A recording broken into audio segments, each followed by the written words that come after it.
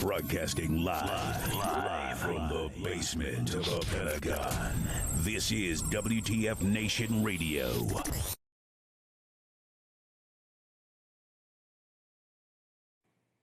Hey guys, since I've been traveling, and you guys know I've been out and about, I've got some great news to...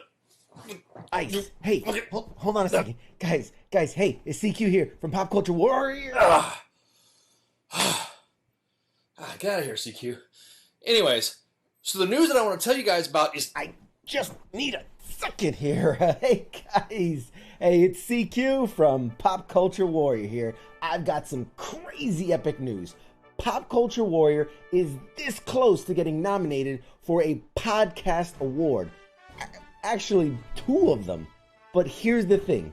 We can't do it without your help. You, the WTF Nation Radio faithful. We need your help to bring this award back where it belongs, right here at the station. This is how it works. Fans vote for their favorite podcast from all the possible nominees, and if we get enough votes that puts us in the top 10 in our category, our show gets put in front of a panel of experts from which they will choose one to take home the glory. But here's the thing, we can't get a chance at the dance without your votes. Here's what I need you to do, and please don't delay, voting ends soon. Go to podcastawards.com. At the top, you'll see 15th Annual Podcast Awards, and nominations are now open. Right under that, you're going to see in blue text, click me to nominate my favorite podcast. Click on that. It'll take you to a registration page. Don't worry, there's no cost associated, there's no spam, no marketing. This is just to make sure that everybody only gets 1 vote. Once you get past that, you'll see all the categories. We're in the top category, which is the Adam Curry People's Choice Award. Make sure you select us for that. And about halfway down the list, you'll see Rob has a podcast entertainment category. We're in that category as well. Make sure you select us there. Once you get through that, you don't have to vote for every category if you don't want to, but just make sure you hit R2. And just one second, guys. Just let me, while I have you guys, we do have a Facebook page, the Pop Culture Warrior Facebook page. Please check it out. Please like it. We have a super engaging community. We talk a lot of stuff about pop culture, video games, movies, TV. We do a lot of fun stuff, a lot of fun videos. And every time we hit another 250 people that like the page, we do a big giveaway. Super easy. All you have to do to be entered is like the page. Then your name gets thrown into a hat. We pick a random winner, and they get a mystery box filled with all types of cool stuff. Look at our previous winner. You'll see the kind of stuff that we give out. It's awesome.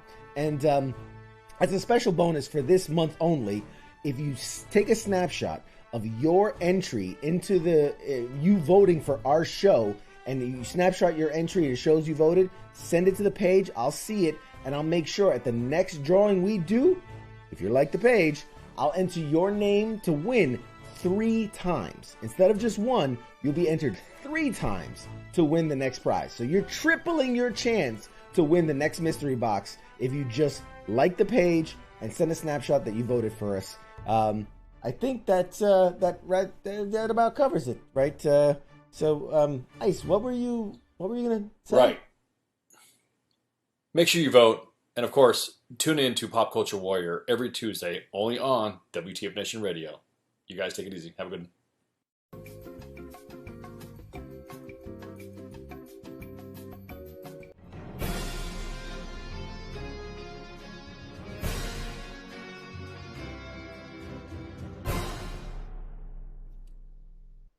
Welcome, one and all. Today is July 14th, 2020. This is episode 23 of Pop Culture Warrior, the show where I stay up to date on all the ins and outs of what's happening in pop culture so you don't have to. As the little cube says, on this side, I am CQ. I am your pop culture best man, and with me as always is my hetero life mate, our very own man of honor, the voice of the unpop cultured, Mr. Radar. What's up, buddy?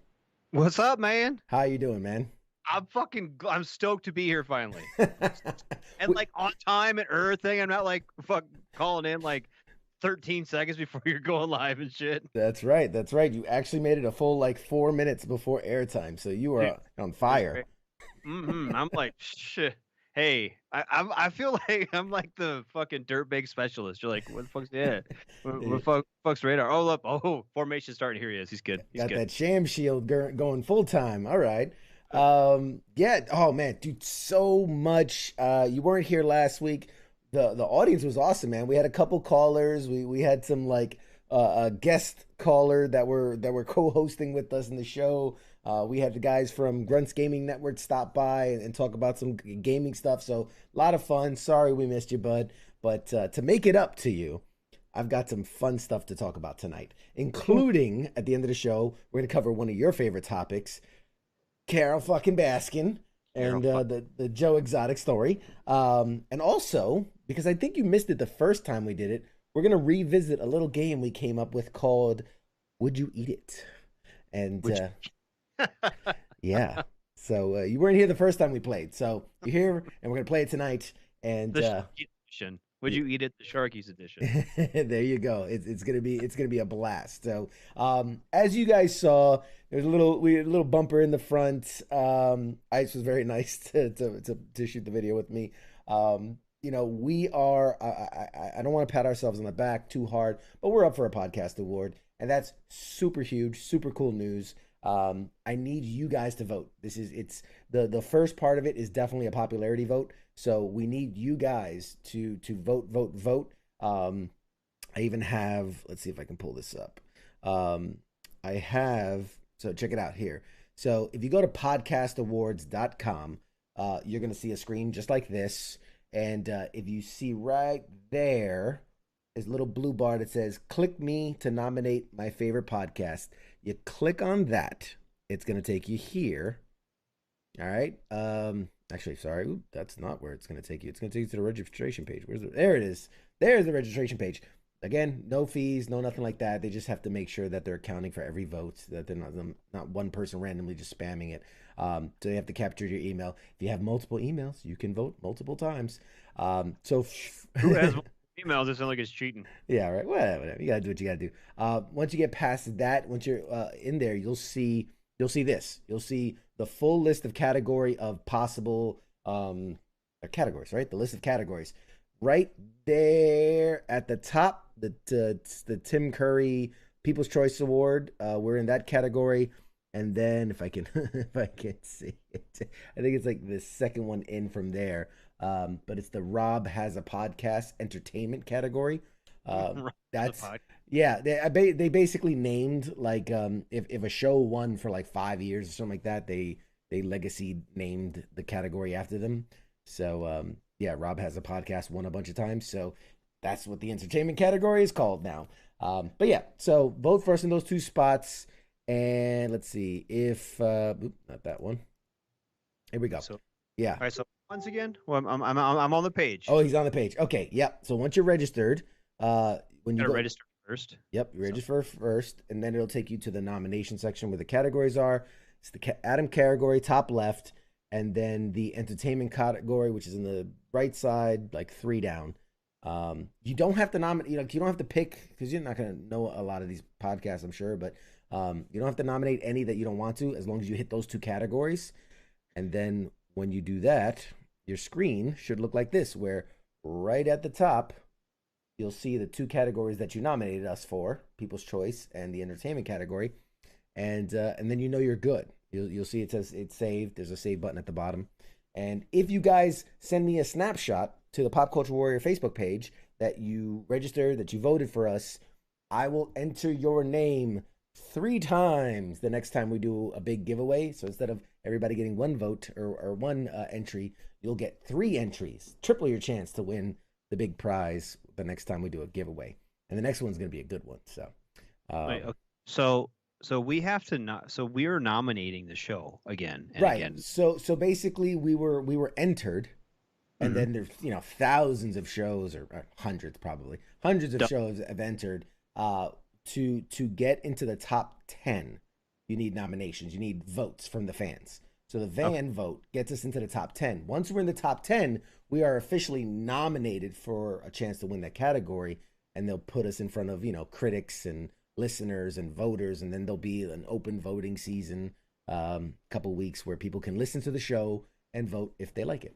So we need to get in to the top 10 before we have a chance to really win. So we need your help. We need your help, guys. You. So, all right. Enough grandstanding and patting myself on the back here. That's not what we're here to do. That's not what we're about. Let's go here. There we go. Yeah, so obviously we're here. At first, real quick shout out, everybody that's on. Nobody's lighting up the chat room yet, so I don't really know who's here, but I see Jeff, I see Jenny, I see Angie. Hey, girl. What's Keith up, guys? Barlow's here. Keith Barlow's chilling out. Keith? All right, yeah. For some reason, my chats are not working. I can fix it real quick. Let's see. Do that. Just restart the chats. Maybe that's what it is. Maybe that's. I'm not a big fan. Okay, so I don't know if you probably got this because you're on your computer a lot more than I am, right? Mm-hmm. 2 weeks. But this actually the new Facebook update. Yeah. Fan, not a fan. Yeah. No. Yeah, it's one of those things. I give up. Hey, what's up, Jeff? Hey, I see people commenting. All right, appreciate it. Yeah, for some reason my main page chat is like acting up. So, all right, if anybody calls us out, man, you throw it my way, because I can't see it at the moment. I can see people on the Pop Culture Warrior page. So see the main page chat. It's whatever. It's not really doing it. It is what it is. I don't get it. I'm dumb, dude. Yeah. It's literally popping up. An error has occurred. Please try again. So yeah. All right. It's all the pics on there. Sorry about it. You are the voice of the people now, Radar. Right. The voice of the dick pics. Wait. No, that's dumb. I don't do that. So speaking of that, so you know the boys at Fort Leonard Wood, right? Yeah. I mean, I don't know them personally, but yeah. Yeah. You haven't had the pleasure of meeting Private Radar. Yeah. But apparently one of his drill sergeants listens to our show on occasion. Oh. And so, because I was there with you, or I might have been with Ice, but I was calling him fucking legs. I think it was us, because I was like, yeah, just because if he's not airborne, he's not really he's not your superior, he's just higher ranking than That's you. right. That's right. And yeah. So apparently, like now my kid has to do push-ups all the time because I'm. So yeah. You know why? They got small dicks. That's why they're making them do push-ups. Fucking legs. Yeah, legs, man. Unfortunately, they can't hang, bro. It's all right. Well, and so the boy's like, he's he's an 88 Mike. He's like, well, now I got to go to airborne school. I'm like, well, fuck, figure it out. Go jump shit out. There you go. There you go. Airborne all the way, baby. That's right. All right, cool. So we did that. Let's get into it, man. We got so much good stuff to talk about tonight. I mean, like literally, I titled this episode the big news bonanza because there's just so much stuff coming out of the woodwork, left and right. So let's cover. Oh, by the way, since the last time you were here, sound effects. Here we go. I love it. I tickle myself. It's the simple things in life that'll make you happy. A little sound, a little swoosh will make you happy. So some gaming news. Let's talk about it. First and foremost, I want to remind you guys that the Grunts Gaming Network, our fellow, I don't know, our gaming channel, I guess you'd call it, our friends over at the gaming channel, are running a little tournament. I got the little invite here. There's a community event, 2v2 double elimination. Anyone can participate. It's happening July 31st. It is free.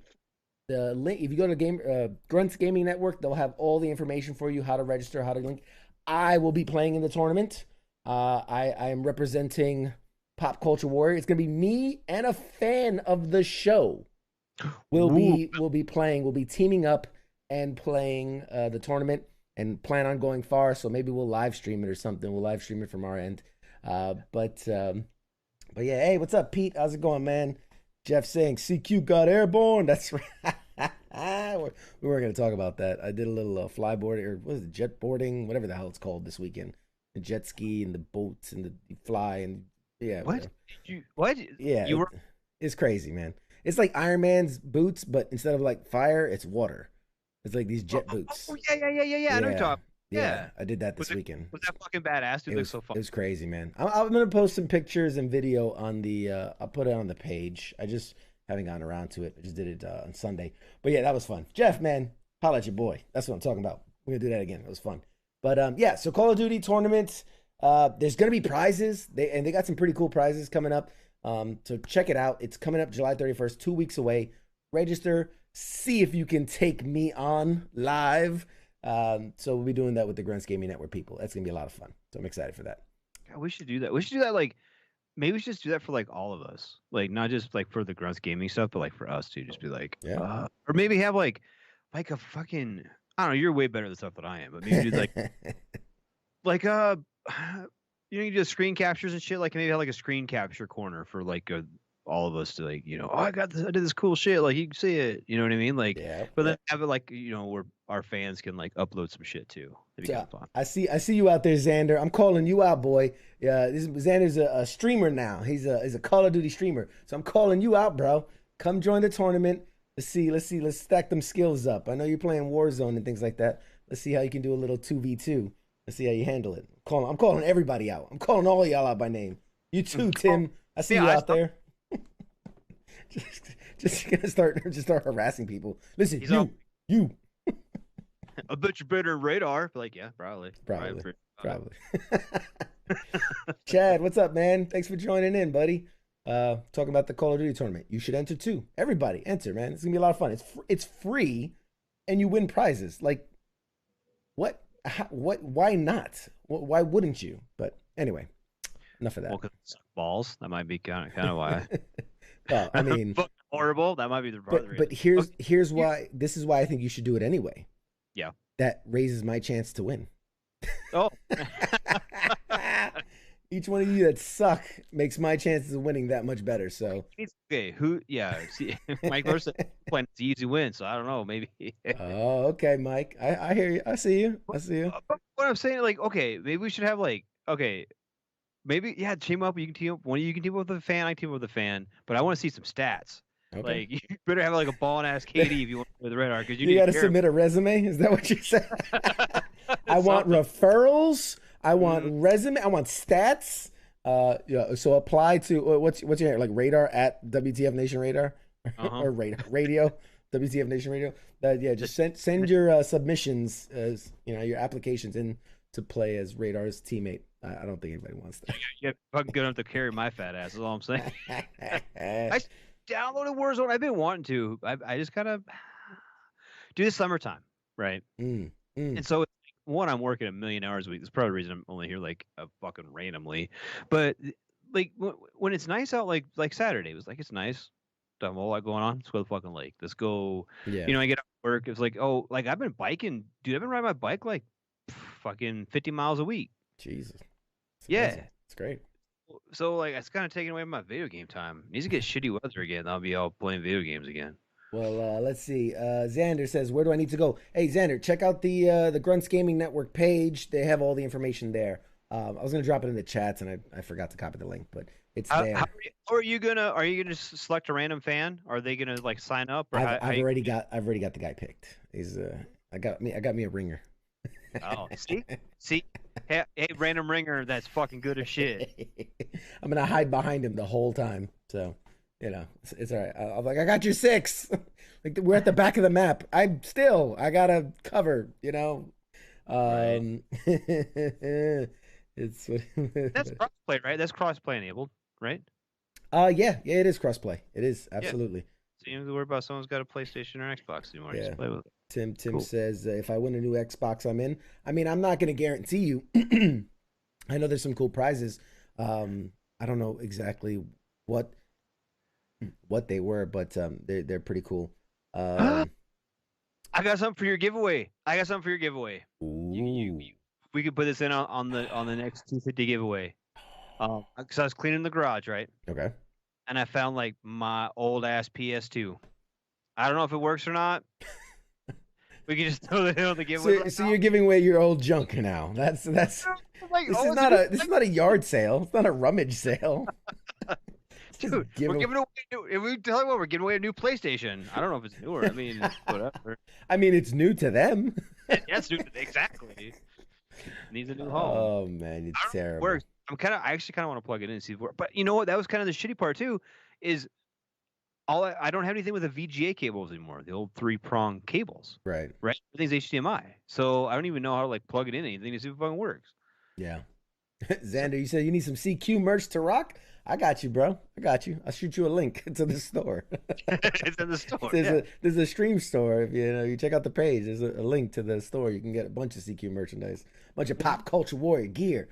Okay, moving on. Speaking of Call of Duty, though, so something that a lot of people have been excited about, and obviously a big feature that's been in many Call of Duty games, is zombies.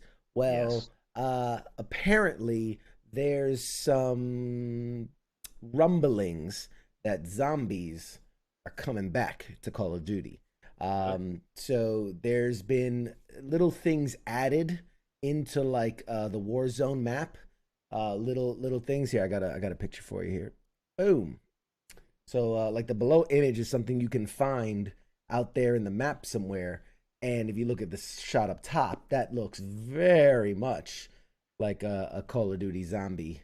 So there's rumors obviously that the next Call of Duty game is going to be Black Ops Cold War or the same way they revitalized the Modern Warfare series. They're looking at revitalizing the Black Ops series. So it's one of those things that they're starting to lay out some Easter eggs. So this could be hopefully something that's added. Man, my voice is gone today. Something that's added to the Modern Warfare. But it could also be kind of a hint, a teaser for what's coming up with Black Ops Cold War, apparently. So it'll be interesting. So that's what thing. What you're saying then is like not in this Warzone. Like the next update or something isn't gonna have zombies. It's gonna be like the next game. You're thinking? Yeah, I mean, I would love to see it in this Warzone, this Modern Warfare Warzone. I don't like that is such a big addition. I mean, that's kind of what they did with Warzone. So they've done it before. Warzone wasn't part of Modern Warfare when it first came out. That was something they released after the fact. So could they tack on a huge update, another 100 gig update that's a zombie mode? Possibly. If I'm being honest, as much as I want it, I don't think it'll happen with this series, this game. I think it's going to be part of the next one. I think this is just teasing what's in the future. Doesn't make any sense to have it like not that big an upload, not that big an update. I mean, most people, like especially if you got an older Xbox One or Xbox or a PlayStation 4, whatever, you don't even have that much memory. Honestly, when you download the game and you've got a couple hundred, couple hundred gig fucking downloads, like you're not gonna have room to play anything else. But I mean, could they do it without being that big? Could they just kind of revamp the map? Maybe, I don't know. Yeah, I mean, again, it's possible. Nothing's been confirmed quite yet. It's getting kind of late in the year though. Yeah, that's the other thing. They're getting closer and closer, to the console, the new console launch, closer and closer to the announcement of the next Call of Duty game. I just don't see them this late in the game with this iteration, this game, adding such a big feature component into it. It just doesn't seem likely. Yeah. You know, at this point, if you're gonna buy a Call of Duty game, you've bought a Call of Duty game. You're not. They're not now going to say, "Hey, here comes zombies," and everybody's like, "Well, shit, I didn't get it the first 9 months. Now I'm gonna get it." Like, just not gonna happen. So they've reached that critical peak. So might as well save that as an incentive, as a reason to buy the next one. That'll be the next one's gonna have zombies, so that's why you buy that one. So it's all marketing. So it's all a ploy to get our money. That's all it is. It's all a ploy. Jokes on them. I don't have any money. All right, more gaming news. Lots of gaming news. Super excited. EA Sports, which we kind of broke the news here a couple weeks ago, man, where we said there was a leak that said UFC 4 was coming. Well, EA Sports has officially announced that EA Sports UFC 4 will be released on PlayStation 4 and Xbox One August 14th. So we are a month away from the release of UFC 4. In EA Sports UFC 4, players will be able to go from an unknown amateur to a UFC superstar in the all-new career mode and experience the origins of combat sports in 2 all-new environments, which because I care about you guys, I love you so much, I've got them right here. So the new, so obviously you got the Octagon. Everybody knows the Octagon. You got the training center. You got that. They added these 2 all-new environments, one being the backyard and one being, and I'm going to butcher this, Kumite, I believe is the way it's pronounced. Basically, the backyard is meant to, recreate kind of where like people get their start, right? They, the backyard fighting, that's where they get their start, and you work your way up into the MMA field. But Kumite will pay homage to the old lore of MMA, as it's an underground temple with one purpose: to allow fighters to impose the dominance of their fighting discipline on any challengers. So that's pretty damn cool. UFC, they said, it promises more of an authentic fight with fluid, like clinch to strike combinations. It offers more responsiveness, stand-up gameplay, overhauled takedowns, ground mechanics. They're trying to deliver the most control in those key phases of the fight. Something that it's struggled. These games have been great, but there's been some struggle in kind of that fluidness between striking and clinching and things like that. There is no word yet of if UFC 4 will be going to PlayStation 5, Xbox Series X, but it will be available on EA Access, which is the kind of on-demand EA vault, as it were, for gaming. You have to assume they're going to go to next console generation. I mean, you have to assume it, but we just don't have a date on when they'll be released. Given that it's coming out next month for these systems, not a hard sell to say that maybe at launch of the next generation, UFC 4 would be ready for the next generation consoles. But I don't know. You ever play the UFC games? You a fan of them? Man, it's been a long time since I played a fighting. Like Mike Tyson's Punch Out. Damn, that's a very long time. I've played some since then. I didn't hate him. I didn't hate him. I didn't get him that much, dude. Like, kind of by the time this really started evolving into like something fun, because like like you look at the original like Mike Tyson's Punch Out, shit like that. It was really the gameplay was really really poor. I mean, it's cool for back then. Yeah. I mean, at the time, it was. At the time, yeah. But I'm just saying that's I like love that shit. Frogger was good for its time as well. But did you play Frogger for 1,000 hours straight? I mean, Pac-Man. Pac-Man, Donkey Kong. I mean, those things. They were king for years. They were on top of the. At that time, that was the cutting edge. But I see your point. But so by the time like they started getting good, I started getting more into like other stuff. Yeah. So, I mean, sorry about it. I'm sorry, not sorry. Yeah, suck nerd, don't tell you. But I would probably play them. Like looking at, I mean, I don't know. I'm kind of in a weird. I'm in a weird spot right now where the stuff that was fun is getting kind of boring and getting kind of played out. And so that's kind of maybe that's part of the reason too. I don't play a whole lot at this very moment is because all the stuff that I really really enjoy is just not. It's not there. Yeah. I understand that. There's been kind of a drought of like AAA big titles. We had Red Dead Redemption 2 that came out and GTA 5 and all these other games, but it's been kind of a while since there's been like a must-have. I think, The Last of Us 2 that just came out for PlayStation and Sony Spider-Man that came out for PlayStation, but across the board, I think there's been kind of we're missing out on those, those series that we love and but we have news about that too, but it's kind of the genre. I mean, like I'll probably always play first-person shooters. But I mean, I'm getting out. I'm getting Call of Duty out. I'm getting, I'm getting all.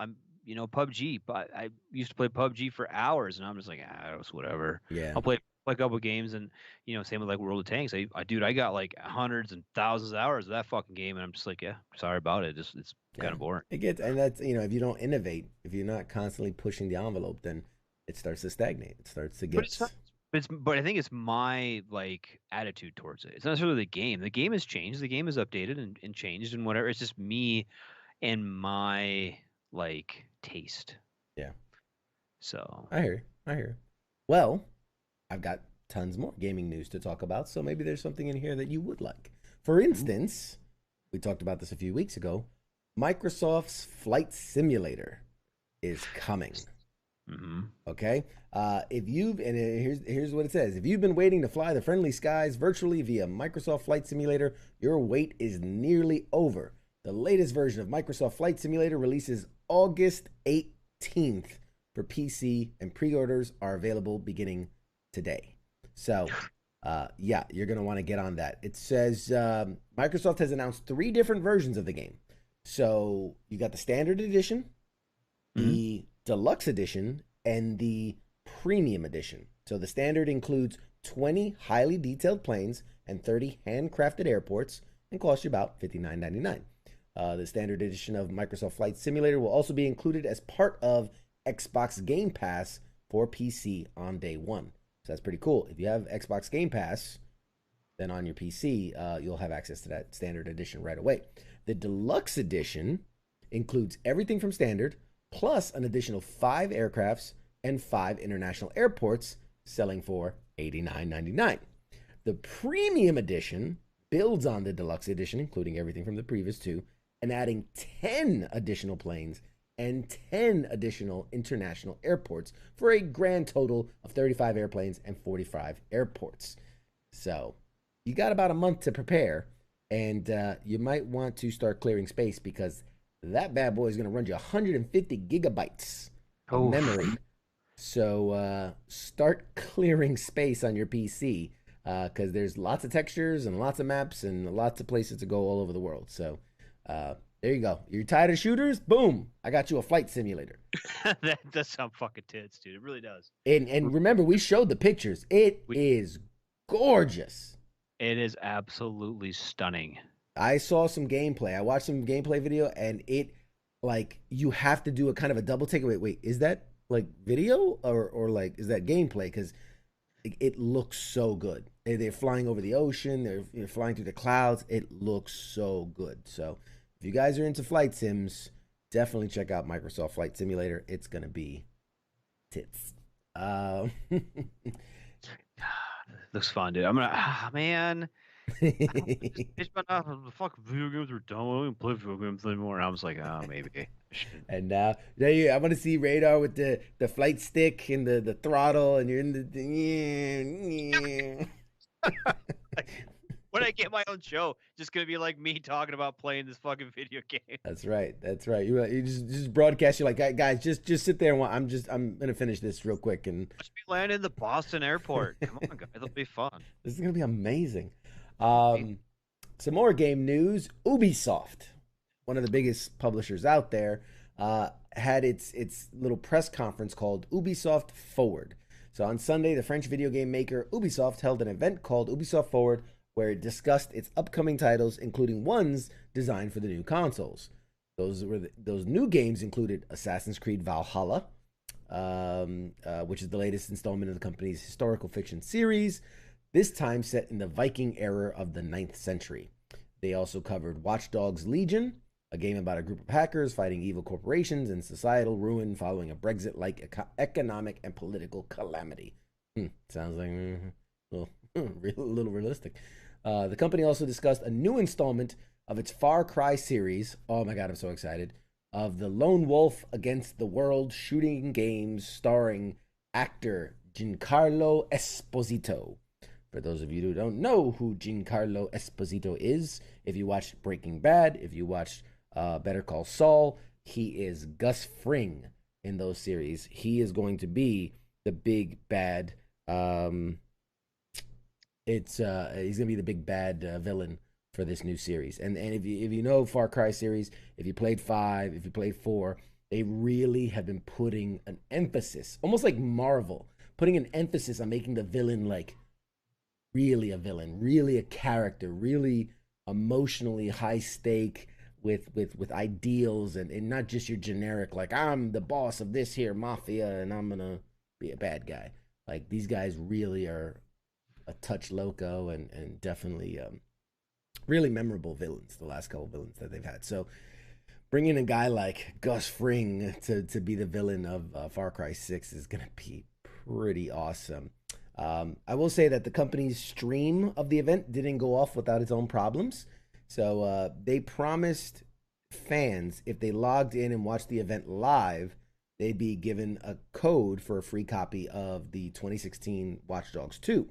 However, the company's computer systems malfunctioned almost right out of the gate. So a lot of fans were like, well, are we getting the free game or not? Ubisoft later tweeted saying, hey, our bad. We'll get you your free game. So there is going to be another Ubisoft conference, I guess, later this year to announce even more games. But I guess they were hitting the ones that are coming out soon. So like Assassin's Creed Valhalla will be available Xbox, PlayStation, Google Strata, PC, all that in November. They did talk about Ghost Recon Breakpoint, which is a game that hasn't been without its own issues. But they announced that there's a ton of new additions. They're doing war simulations, they're doing AI improvements, a bunch of new ways to play the game, all free to, updating the game, making it better.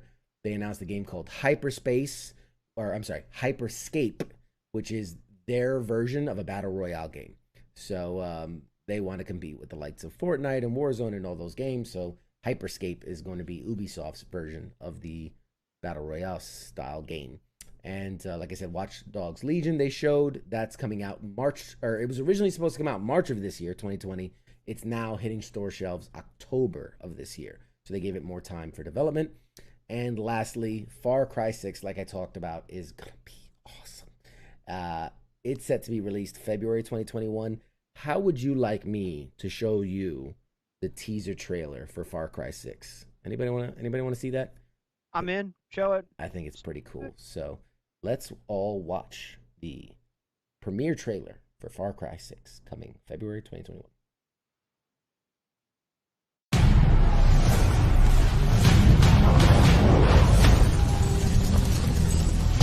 bombas ultrapenetrantes. Estamos cansados de los farsantes, de los...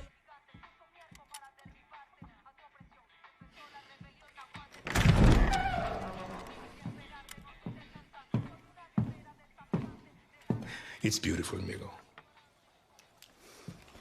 Perfect, but useless. I have something for you, Diego. Give me your hands.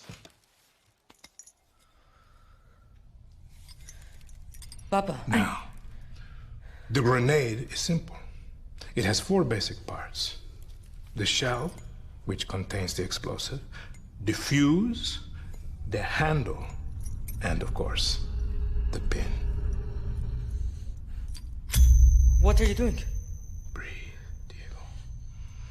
Breathe. The pin simply holds the handle in place. It is only when you let go that this grenade goes boom.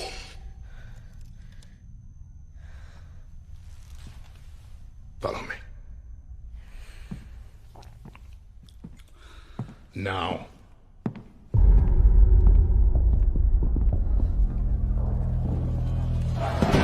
I am El Presidente, which means that someday you will be El Presidente.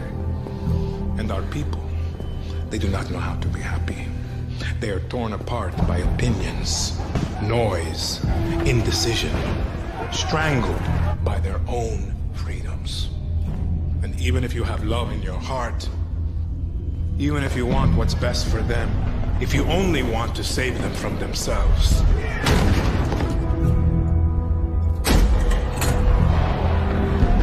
they will hate you, Diego. Everything you say, do, believe, will be wrong.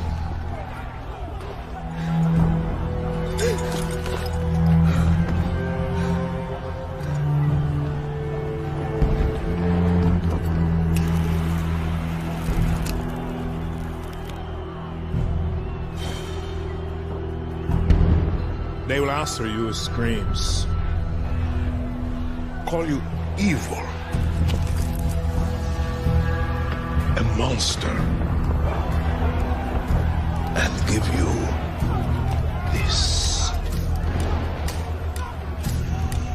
So you tell me, are you evil?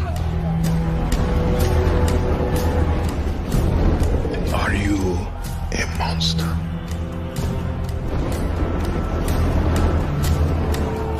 Because our country is like this grenade, except it has 2 basic parts. Our people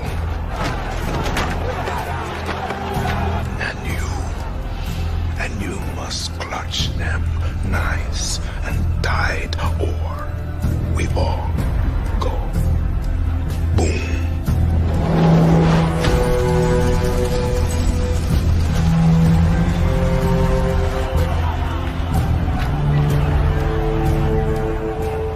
Understand now?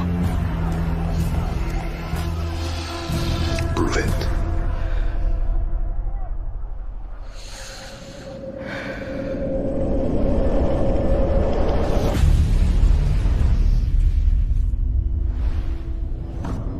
Watch more from Far Cry 6.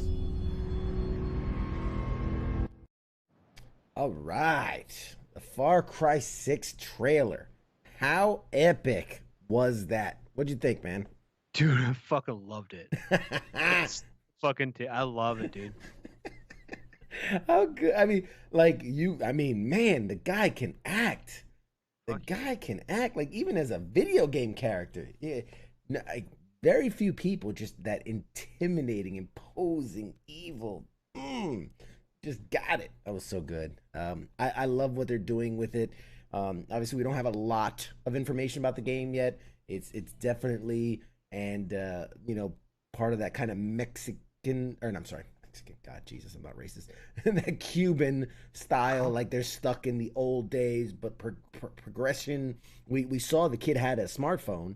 He was listening to music, so we know it's today's day. But there were old cars and very Castro-like, dictatorship kind of a thing. And so we don't know. Are we playing the kid? I don't think we're going to be playing the kid, but I think that'd be an interesting dynamic if they if they introduce you as one of these freedom fighters, and somehow your actions will dictate kind of like what happens if the kid takes power. You know what I'm saying? Like you can do things a certain way and then eventually kill the boss, and then the kid takes power and he's even worse. He's a bigger monster because of the things you did. Or, you know, you go through and you show him the right way of democracy and freedom, and then, you know, he takes over and is a great leader. So I think based on what we've seen so far, I think something like that is very possible. So with, you know, dude, I'm stoked. It looks really good. It looks really good. Obviously we haven't seen any gameplay. Obviously, it's all, you know, footage that they've curated. You probably won't even see that when the game actually comes out. I was such a big fan. I was so excited when they announced Ghost Recon Breakpoint, and they said, oh, they're gonna have John Bernthal and he's gonna be, you know, the big bad. He was the wolf, you know, and that was awesome. Every scene he was in was amazing, but I really feel like they oversold it. He's not in much of the game. And really, at the end, you have like kind of one boss fight against him, and that it's over in like 10 minutes. So it was a little disheartening. So I'm hoping, you know, that he and Far Cry, the series has had a really good run, like I said, of going up against the villain and not just being that kind of one-off, like that was just the last bad guy you had to fight. Like they're actually ingrained into the story. They're part of the story. So I'm hoping that it would be, you know, that this one is going to be really good. I see Chad says, it's been a dream of mine to somehow throw a military coup in South America and become a dictator. There you go. Maybe that's option C, is you kill the dad and the kid and then you just take over and become a bigger dictator than they were. So maybe I somehow find that might not be the route they're going, but you never Why not? know. That's the route they need to go. I love it. You never know. You never know. So like develop video games. Let's get on that. There you go, Chad, man. Chad knows, man. He's a guy that could be developing games. He's got a very smart mind, very military mind. Is it hard? I mean, am I hard or what? What? Oh no, the video game. Like to develop a video game, that'd be like hard to do. I mean, at the level of like a Far Cry 6, I mean, yeah, you know, hundreds of employees and thousands of hours of programming, sure, but you know, in a simple like something when Minecraft started, you know, it was one guy just started it all. He programmed it himself and sound effects and music. Like he had a buddy that did music and used some of his music. And I mean, so in in essence, creating a game, not that difficult. If you have the right software, if you have the right, you know, coding knowledge, you could do one by yourself. It's not going to be, you know, Assassin's Creed. It's not going to be Call of Duty, but you know, you got kids out there, you know, with the Roblox, like you design your own game. You know, there's kids out there doing it. I think the future of gaming is super bright because whereas like, let's say me and you grew up gaming, there was like, you know, you played Mike Tyson's Punch-Out. You're like, I have no idea how they did this magic, this devil's, you know, like this like how do they do it? I don't know.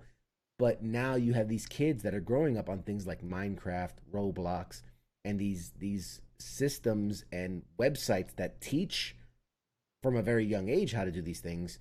I think the future of gaming is going to be bananas. It's going to be so far past anything we can even imagine at this point. You know, I have friends that their kids are playing Minecraft and Roblox and all these different things. They're coming up with ideas and not just having those creative ideas, but learning while playing on how they could actually do it. I think that's going to be awesome. I think the future is going to be very bright for gaming. And yeah. Anybody agree with me? Anybody? Nobody? I don't disagree with you. I don't know.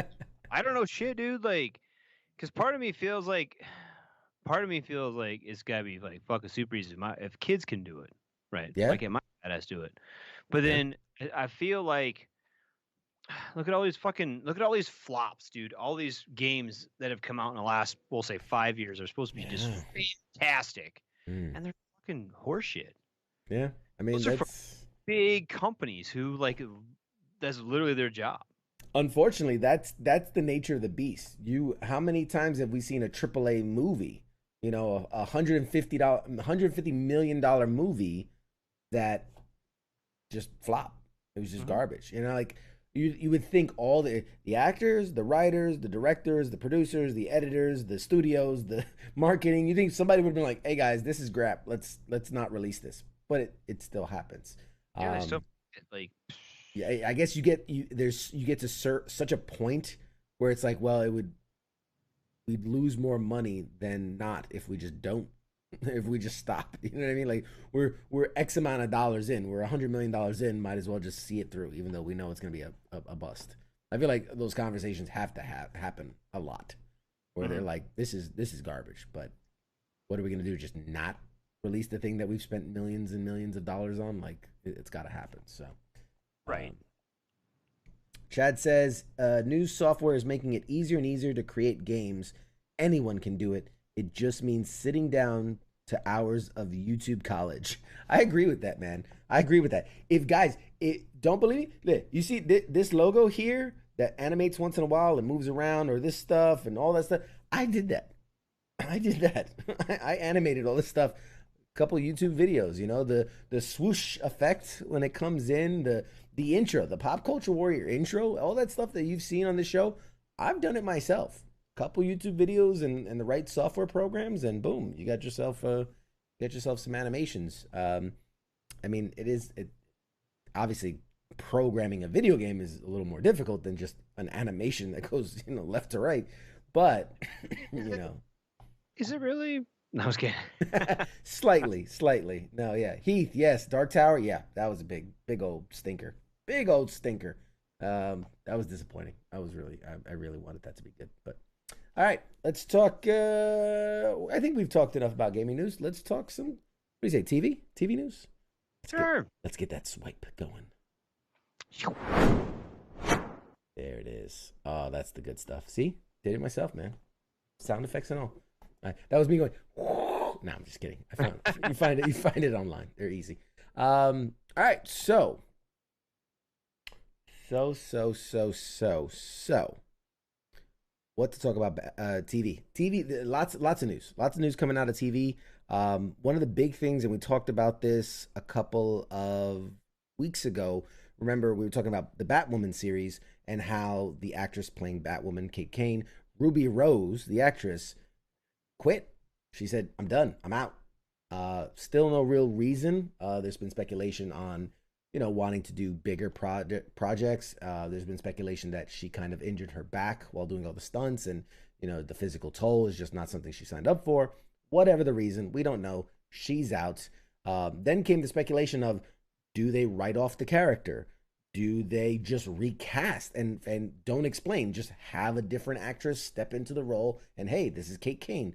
Totally not make mention of the fact that this is a different person. Well, they came out. They said, no, we're gonna recast. We're gonna not recast.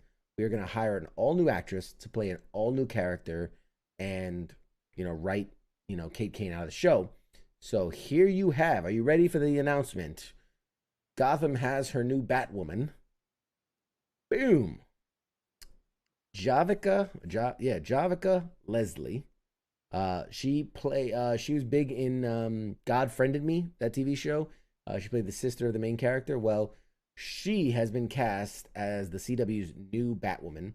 She'll be the first black actress to play the DC Comics heroine in live action. She's stepping in, obviously, to fill in the void left by Ruby Rose. And she said, I'm extremely proud to be the first black actress to play the iconic role of Batwoman on television. And as a bisexual woman, I'm honored to join the groundbreaking show, which has been such a trailblazer for the LGBTQ plus community. So the new Batwoman is going to be, her name's going to be Ryan Wilder. She's a complete opposite of Rose's Kate Kane. The official character description is, Ryan Wilder is about to become Batwoman. She's likable, messy, a little goofy, and untamed. She's also nothing like Kate Kane, the woman who wore the batsuit before her. With no one in her life to keep her on track, Ryan spent years as a drug runner, dodging the GCPD and masking her pain with bad habits. Today, Ryan lives in her van with her plant, a girl who would steal milk for an alley cat and could also kill you with her bare hands. Ryan is the most dangerous type of fighter, highly skilled and wildly undisciplined. She's an all-out lesbian, athletic, raw, passionate, fallible, and very much not like your stereotypical all-American hero. As of right now, it appears as though Ryan is an original character who doesn't have an analog in the comic books.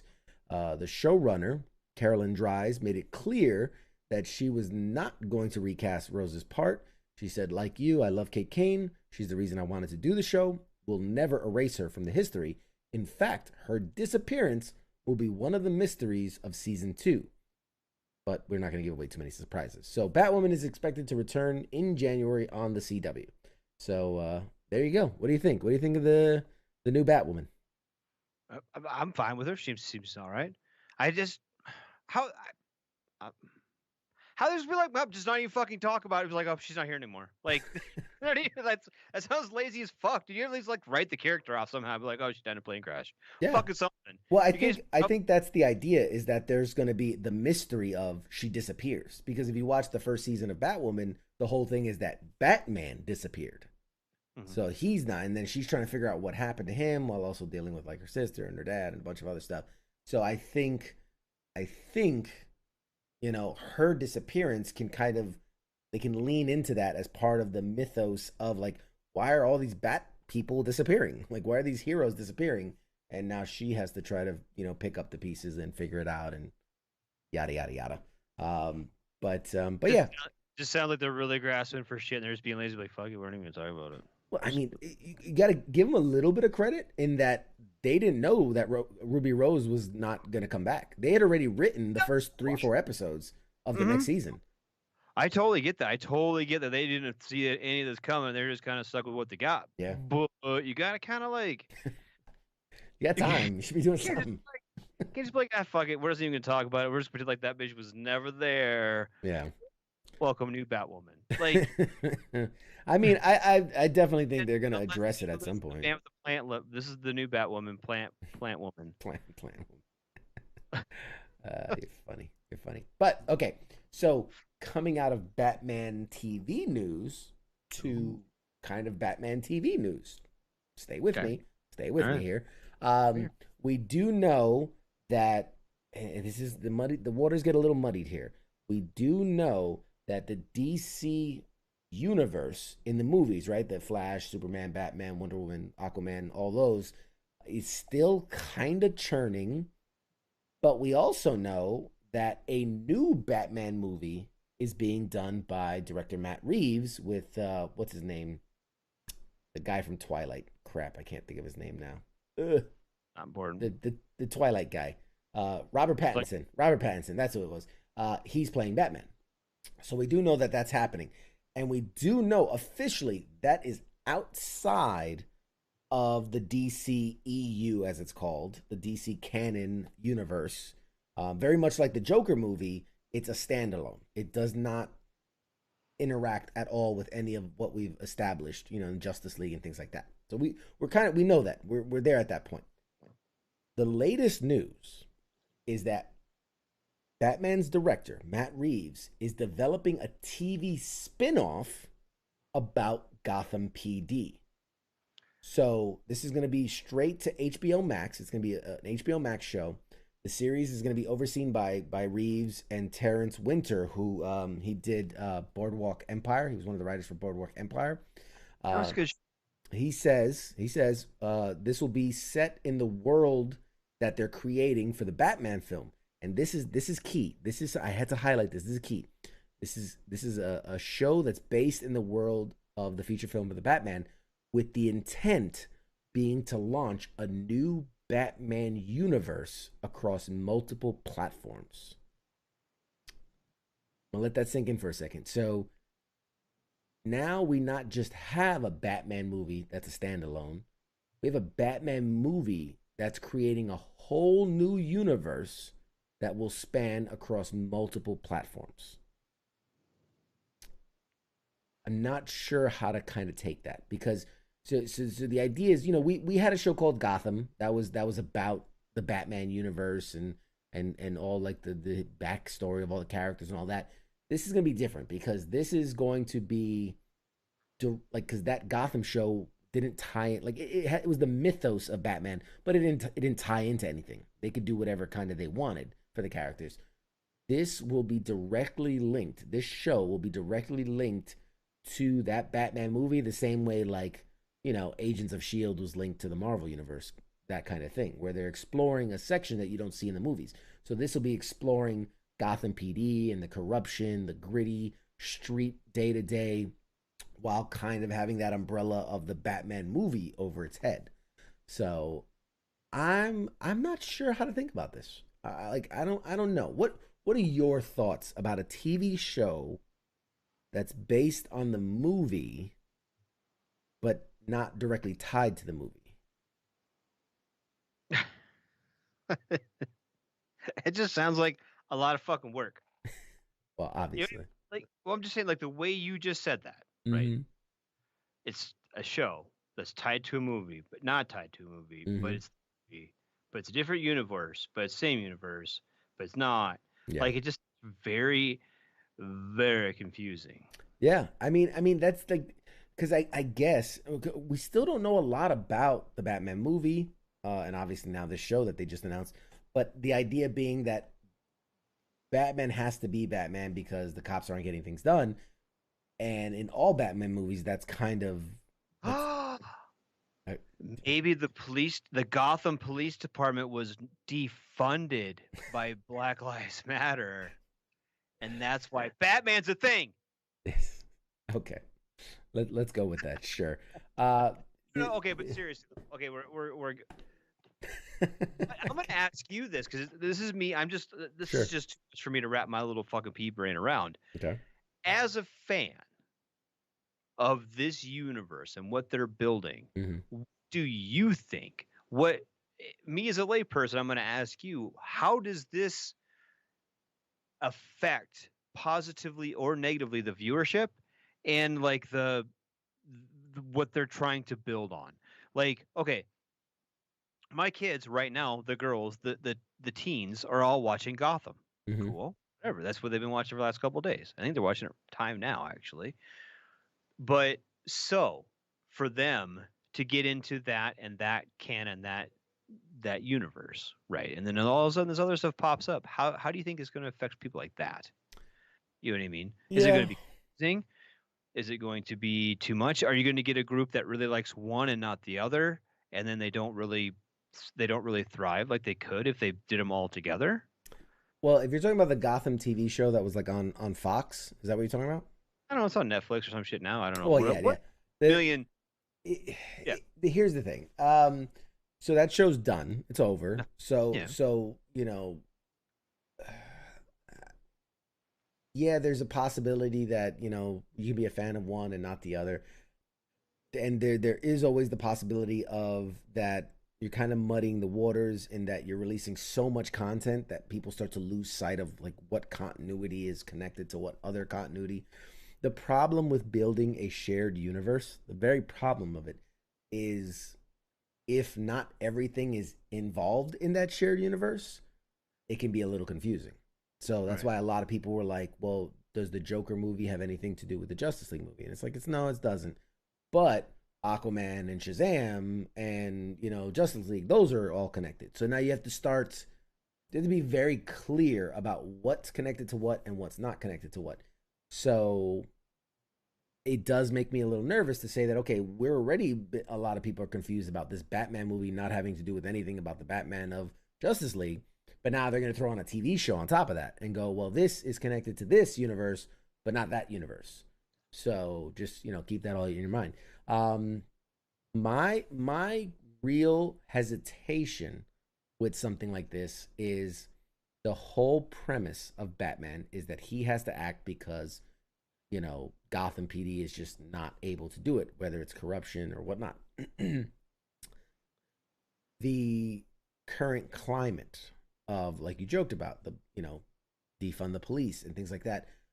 We've seen live looks, live PD, we've seen cops, all that get pulled off the air.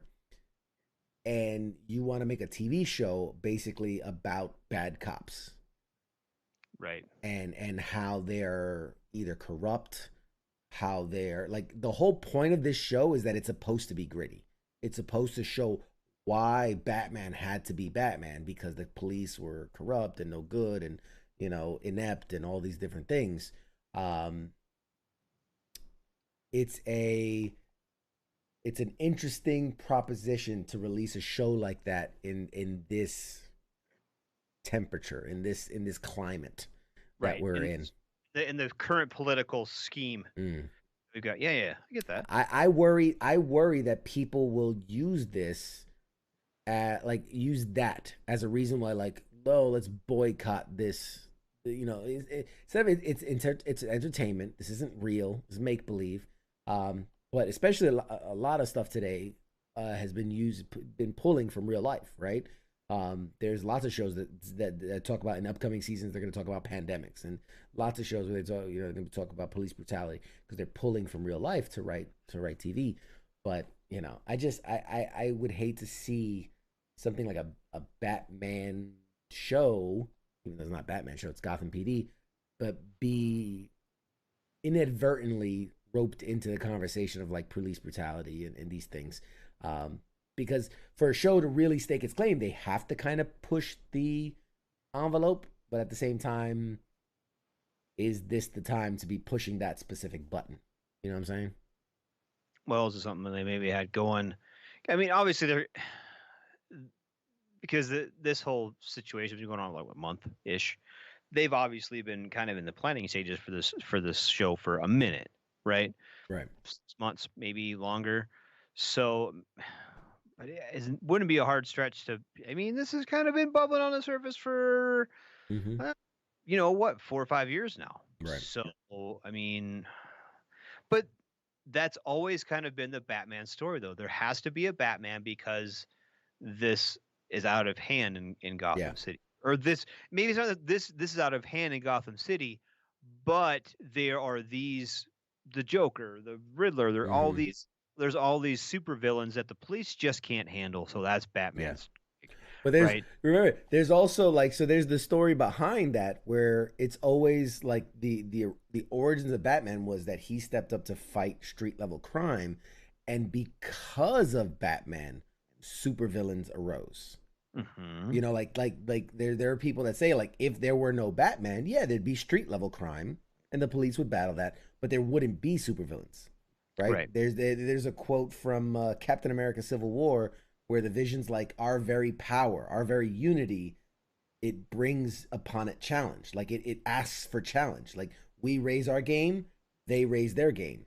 And so it becomes the question of like, is Batman really necessary? Or is he doing good, or is he just kind of creating evil? Is it kind of like the chicken and the egg? Right, exactly. But it's Batman and Joker instead. Yeah, Batman and his rogues gallery. Exactly.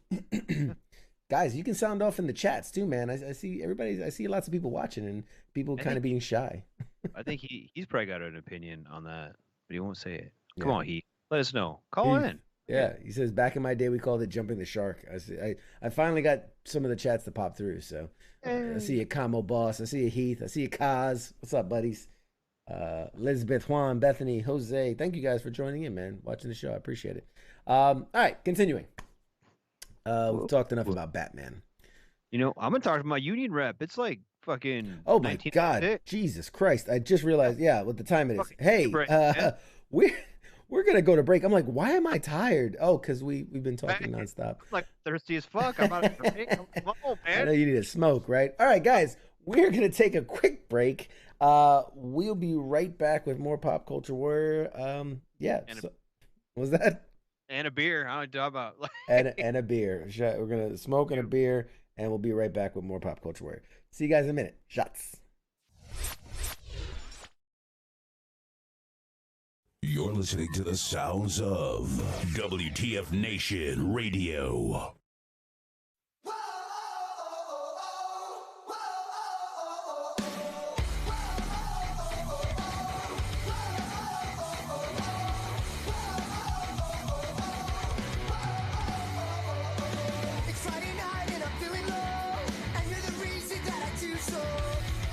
Drink until I comatose, or I pass out on the floor.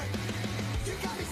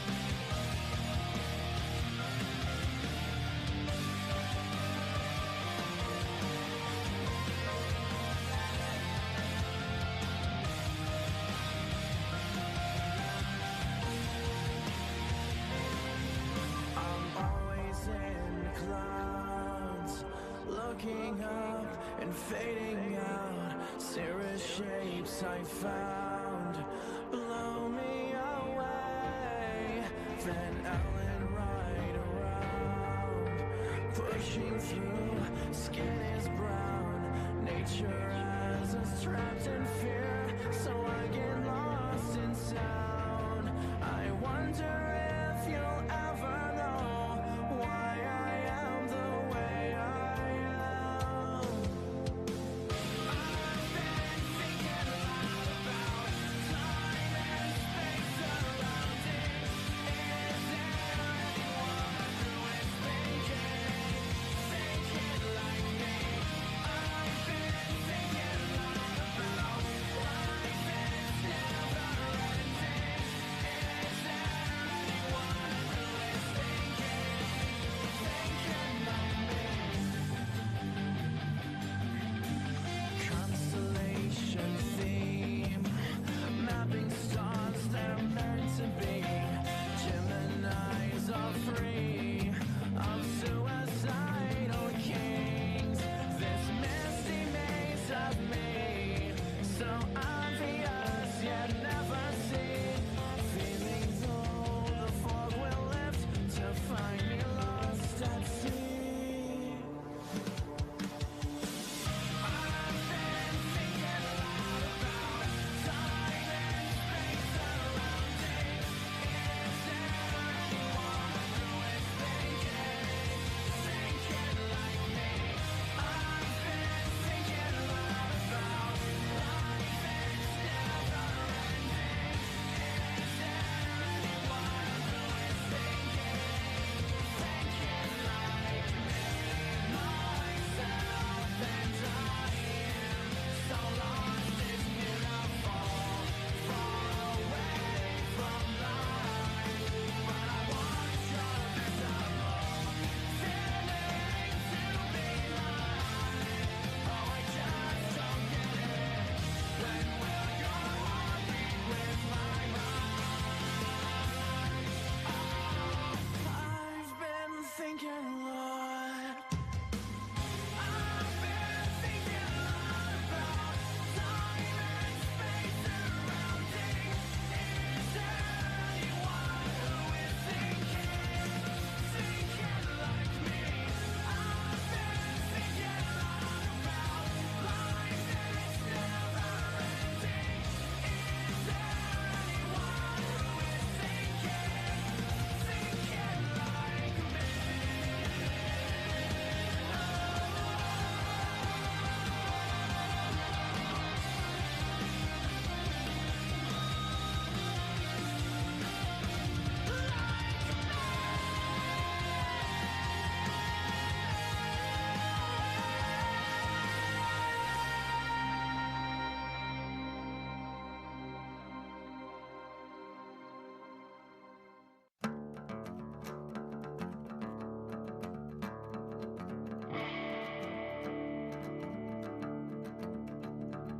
I stood there in that middle of church with a bottle of gin in my hand. I'm looking up at the rooftop like I'm trying to find my long lost friend. My days turn to nights, my nights turn to weeks when you're living life on the road. I'm halfway back to New Orleans with a few more drinks to go. I said, tip 'em on back. Well, let's tip 'em on back.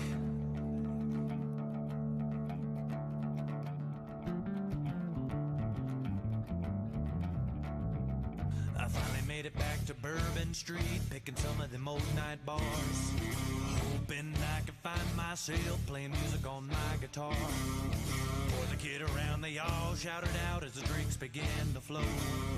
I pulled out that old guitar, then I showed them how to do-si-do. I said, tip 'em on back. Well, let's tip 'em on back.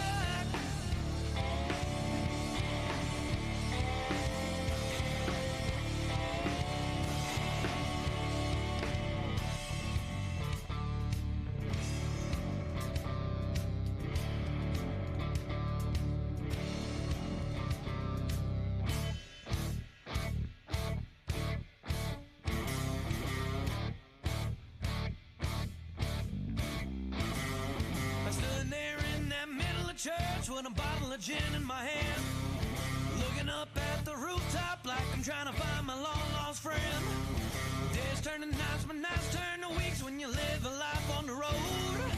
Halfway back to New Orleans with a few more drinks to go. I said, tip 'em on back. Well, let's tip 'em on back.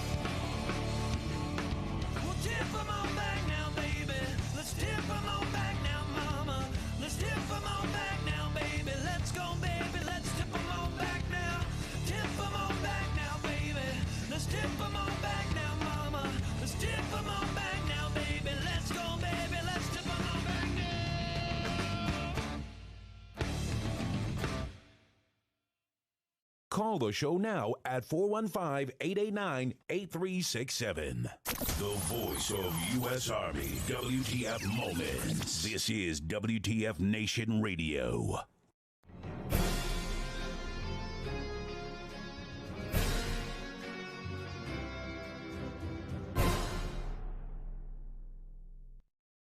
And we are back. It is hour 2 of Pop Culture Warrior.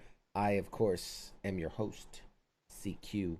Where's my pop-up? There it is. There's my little pop-up box. And with me, as always, is my lovely co-host, Radar. How you doing, buddy? What's up, man? We're still with it. We're still with it. We're still live on WTF Nation Radio. Real quick, guys, for those that weren't at the top of the hour, at the start of the show, we are nominated for a podcast award. I would really, really, really, really, really appreciate it if you guys would go to podcastawards.com and vote for us. We're in the Adam Curry, the Adam Curry People's Choice Award nomination, and we're also in the Rob Has a Podcast Entertainment category. So please, please, please, please vote for us so that we could bring this trophy home to the station. We'll put it right back there on the trophy case. Put a nice little podcast award. I don't even know if there is a physical award or not, but still, I'll 3D print one up and we'll put it up there. I'll make an award. I don't care. Who cares? Why would we just do that? Fuck it. Don't even vote for us on that one. Shut your Vote for mouth. the Pop Culture Warrior pages. Who's the coolest Pop Culture Warrior host? That's and right. then just that shit out. Put it on your fucking. Put it on your right. wall. That's right. That's right. That's right. So what were we talking about? We were talking about TV. That's right. Let's go swoosh TV. This is what I wanted to talk about before I was rudely interrupted by Radar sending us to break. Asking his union rep to see if he can get break. So Star Wars, The Bad Batch, is Lucasfilm's next animated series that was just revealed. It's going to be on Disney Plus. So if you've watched Star Wars: The Clone Wars, let's see. That was really loud in my background. If you've watched Star Wars: The Clone Wars recently, in the 7th season, they introduced these characters called the Bad Batch. They're, clone troopers who are also a little bit different. They're elite, genetically modified clone brothers. The whole thing is they carry out the dangerous and challenging missions. So this will be a spin-off series that'll take place shortly after the end of the Clone Wars, where they're basically trying to eke out a living as mercenaries and struggling to find kind of new purpose. There haven't been any voice actors named with the press release. We assume, it's safe to assume that D. Bradley Baker, who was the guy that voiced all 5 members of the Bad Batch in the Clone Wars, assume he's going to be back to voice them again. The time period also means that there's other characters that could appear: Ahsoka Tano, Captain Rex, young Kanan Jarrus. So this is the latest show that's been announced for Disney Plus. And obviously, people want more content for Disney Plus, so this is them trying to pump it out. Fans can also look forward to a Rogue One prequel series featuring Diego Luna's Cassian Andor. And also, there's the Obi-Wan Kenobi series that's going to be starring Ewan McGregor. And there is a mysterious female-led series from Russian Dolls. Leslie Headland is going to be producing a series on Disney Plus. So there is a ton of Star Wars content that's coming. We know there's a ton of Marvel content that's coming. So for those like myself who bought into the Disney Plus and I've been enjoying it, lots of stuff on there to watch, but the original content has definitely been lacking, which I think a lot of these streaming services are having that problem outside of, like, you know, Amazon Prime and Hulu and Netflix, who've been in the game for a while. But the newer streaming services are definitely having trouble kind of keeping up with that original content. Obviously, HBO Max is pushing it real hard. Like they are really serious about getting people's businesses. So, yes, for those in attendance, like a certain Ice that are big Star Wars fans, this is very welcome news, and lots more coming to Disney Plus for the Star Wars universe and on other universes. So, yeah. Yeah, you got busted lurking in the background. You like Star Wars, right? You're a fan of the Star Wars? Yeah, I'm a fan. I mean, I'm not like a super fan. You're not an obsessive. I'm not obsessed. I don't own my own period correct Star Trooper outfit or some shit like that. Yeah. I'm not like, if I watch it, I enjoy it. If it comes on and or if someone's like at a Comic-Con and they're like, that's not the correct helmet, like, whatever, dude. Sorry about it. Well, we had somebody in the watching the show earlier, Jeff, who is a big Star Wars fan and actually he's a member of, they call it like the 501st Legion, like those guys that dress up in the Stormtrooper outfits and like do different events and stuff. So he's a member of the 501st. So Yeah, huge fan. I'm not any of that. I'm not any of those things. But I mean, watch it. Not everybody is. I watch that shit. I like the show. I just don't take it to that level. Yeah. Is it okay? Can I say that without getting like, am I gonna get like fat shamed or whatever? No, you're not gonna get geek shamed. Geek shamed. Yeah, that's what it is. I'm gonna nerd shamed. Yeah. No. That is a perfectly reasonable thing to. I appreciate the stuff. I appreciate the things, and you know, Mandalorian is great, but you know, not every show has a big following. I feel like I hear a lot of background noise. But yeah, so that's, you know, something coming, and you know, I'm excited for it. I think it's gonna be good. I think it's gonna be real good. So I'm excited. I do have something I'm super excited for, and I can share with you guys. So earlier in the week, they released the trailer for season 2 of Umbrella Academy. I dropped that on the page. It looks super good. It's coming very soon. I think it's end of August. But just the other day, they've also released the trailer for season 2 of The Boys. Now, I've been telling you to watch The Boys. I've been telling you, and I believe you still haven't seen season 1 of The Boys, correct? Well, maybe. No, I haven't seen it. Okay. All right. So I'm going to show you the trailer for season 2 of The Boys, just so I can hype you up to the point that you want to see season 1 of The Boys. So you ready for this? I'm ready. Yeah, I need to be more ready than that. But all right, guys, let's go. This is season 2 of The Boys, coming September 4th. Watch. All right, we're back. Oh, I gotta take that off the screen. But what'd you think, man? What'd you think? Oh, yeah, it's all right. It looks all right. Dude, I'm telling you, it's so good. It's so good. It is so messed up in a great way. Just really flawed. It's superheroes. It's like, my God, if you gave Donald Trump superpowers, like, it's like, what would that be like? It's No, that sounds horrible. Let's not do that. Well, that's my point. Is that it's a good look at what that reality could be like. But so yeah, so that is The Boys season 2, which is dropping on Prime Video September 4th. Now, I will say that I'm a little disappointed because the first time they released The Boys, they dropped it all at once, like Netflix does. You stream at your leisure.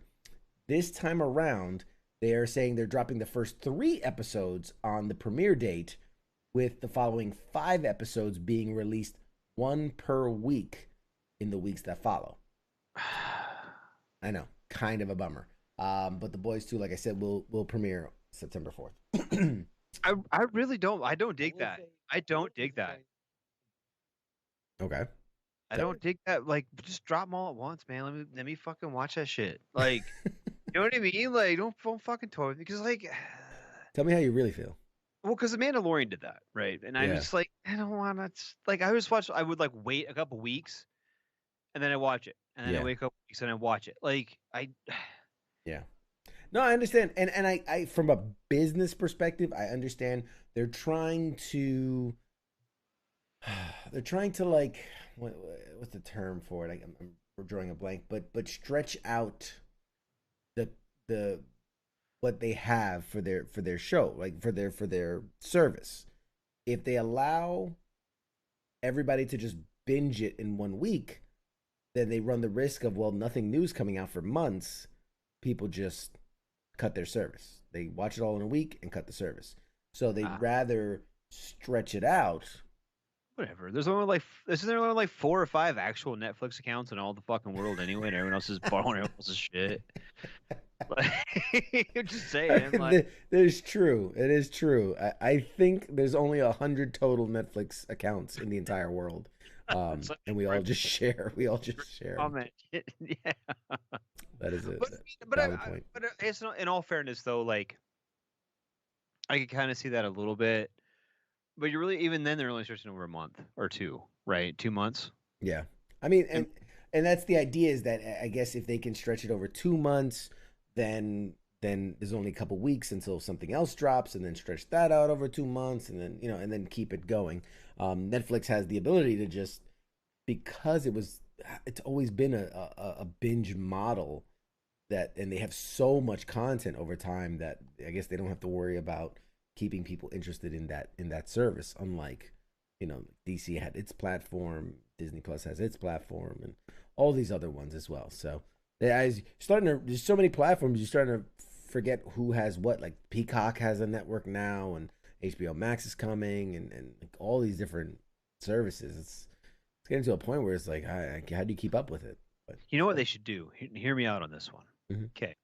If you had like one service that just had all of the channels together, right? And you could pay, say you paid a certain amount for like a basic service. It had all of your, ABC, NBC, and some of, those, like the whatever Hulu stuff, right? Mm-hmm. And then a couple little, and then you could pay like, expanded basic, and like all like, and you just like had it like right to your TV, right? Right. How cool would that be? Like, instead of like you got to pay for like all these weird ones, right? I mean, you basically described TV, cable TV, without the streaming services, obviously. But the idea being that there's a basic package, you can pay for more channels or more features or more things, and like so. Yeah. Okay. But what I'm saying, but not like, okay. So like cable TV, right? Right. Instead of lame ass TV, we're like at 9 o'clock. It's The Simpsons. I don't want to fucking watch Simpsons at 2 a.m. I don't want to watch Simpsons at 9 o'clock. Right. It's one streaming package of like all the streaming services. Yes. I mean, why don't they just do that and pay like, I don't know, like $100 a month? You get all of them, and then you're good to go. It should be like cable again, right? Right. Because it's kind of I'm kind of like when it was just Netflix, and Hulu and Amazon Prime, right? And honestly, the only reason I have Amazon Prime is not for the TV service part of it. You have Prime Video because of Amazon. Yeah, because of Amazon exactly. Prime. And if it, but and it started out, and then now I probably watch Amazon Prime Video more than I watch any of the others myself They've got some really good stuff on there. They've got They some really really do. good stuff. And then I pay extra for like the HBO upgrade to it and like the History Channel upgrade and all the other upgrades to it, right? Hmm. But what I'm saying is, if you could have that, but have it all the streaming services, not have it crap like I said, like not cable, because cable's fucking lame sauce. Where like I said, I hated I've always hated HBO. I never fucking subscribed to HBO because it was never like you can't. I could never in my brain just sit down at 8:55 and start the movie at 9 and then Right. watch. You know what I mean? I couldn't fucking do that. But now with all these streaming services, okay, well I feel like I want to watch this show and I turn it on and it's good to go. But have that with all the services. Yeah. You just do all your shit. Yeah. Heath says, if only we could put a huge satellite dish in our yard. Ooh, to get all this. I think he's making fun of you in that you're coming up with ideas that exist in a way. If it's just so fucking much, how come I can't just go to like I don't know somewhere and get all the fucking streaming services? I don't want fucking lame ass cable. I don't want. I agree with you. I agree with you. I like if cable, like a cable type service where you paid one fee and got everything, delivered right to your TV. Yeah, that'd be great. I don't think we'll ever live in that world unless one company starts like Disney style where they start like buying up other companies and just rolling everything into one service. Probably Facebook. But I mean, yeah, they definitely got the money. They could do it. Well, but I'm just saying, like, God, I mean, I guess it's basically the same thing though, because I don't know if I don't even know which ones we have anymore. It just all comes out of my fucking account, like on the first or whatever, or like the Amazon just comes out like one year for like $1 million. I pay like $1,000 or where the fuck it is anymore. Yeah. Remember, used $20 a year. We're slowly being programmed to like not remember what we're paying for and what and like just being inundated with services so that like they can just nickel and dime you $4.99 a month to death. Yeah, you don't even know why. Like, why am I always poor? Right. You're paying hundreds of dollars for streaming services and subscription services and all this stuff, and you don't know. But all right, moving on from TV, let's talk comics and toys. Got some cool news here. So, speaking of acquiring things, you see a nice little segue I got there going. In a major surprise move, Marvel Comics has acquired the rights to the Alien and Predator franchises, which were formerly housed at Dark Horse Comics. So remember that Disney purchased Fox last year, which meant that Disney now owns the movie rights to all of their franchises, including Aliens and Predator. But the comic book publishing rights was still owned by Dark Horse Comics. So Disney doing what Disney's been doing for years, they're trying to sweep up every property and keep it all in-house. The same way they've been doing with all the Star Wars universe, the Marvel universe, all the different universes. They're trying to sweep everything back up into their own rug, into their own house. So now they have acquired the Alien and Predator franchises formerly housed at Dark Horse Comics. This means that Marvel will be in charge of creating the next wave of comic book stories based on the Aliens and Predator movie franchises, which will exist in their own continuity and expand upon the characters and settings of the various Alien and Predator movies. Marvel has not announced any official comic titles or creative teams for this new Alien and Predator universe, but we did get a teaser concept artwork from acclaimed artist David Finch, and I'm going to share that with you right now. If I can find it. Where did you go? There it is. So, boom, check this out. This is an original piece of artwork from legendary artist David Finch, and before people get too excited, obviously it's the Predator standing on like the Avengers Tower with what appears to be Iron Man's decapitated head. This is not anything that's in the works. This is a complete tease image. This is just Marvel showing that they own the rights to these characters, these comic book characters now. Now, he did say about getting to draw this image that Alien Predator are two of the most identifiable, iconic characters of all times, and I love them for that. But mostly, it's been fortunate enough to it's being fortunate enough to be a kid when they were new to me. I've seen every movie they've ever been in, and I cannot wait to see them wreaking havoc in the Marvel Universe. I drew my pictures of them with a massive smile on my face. So, obviously, despite this being the image it is, to be clear, the Predator teaser isn't meant to suggest that these franchises will be integrated into the Marvel Universe. This was just a fun little thing that they did.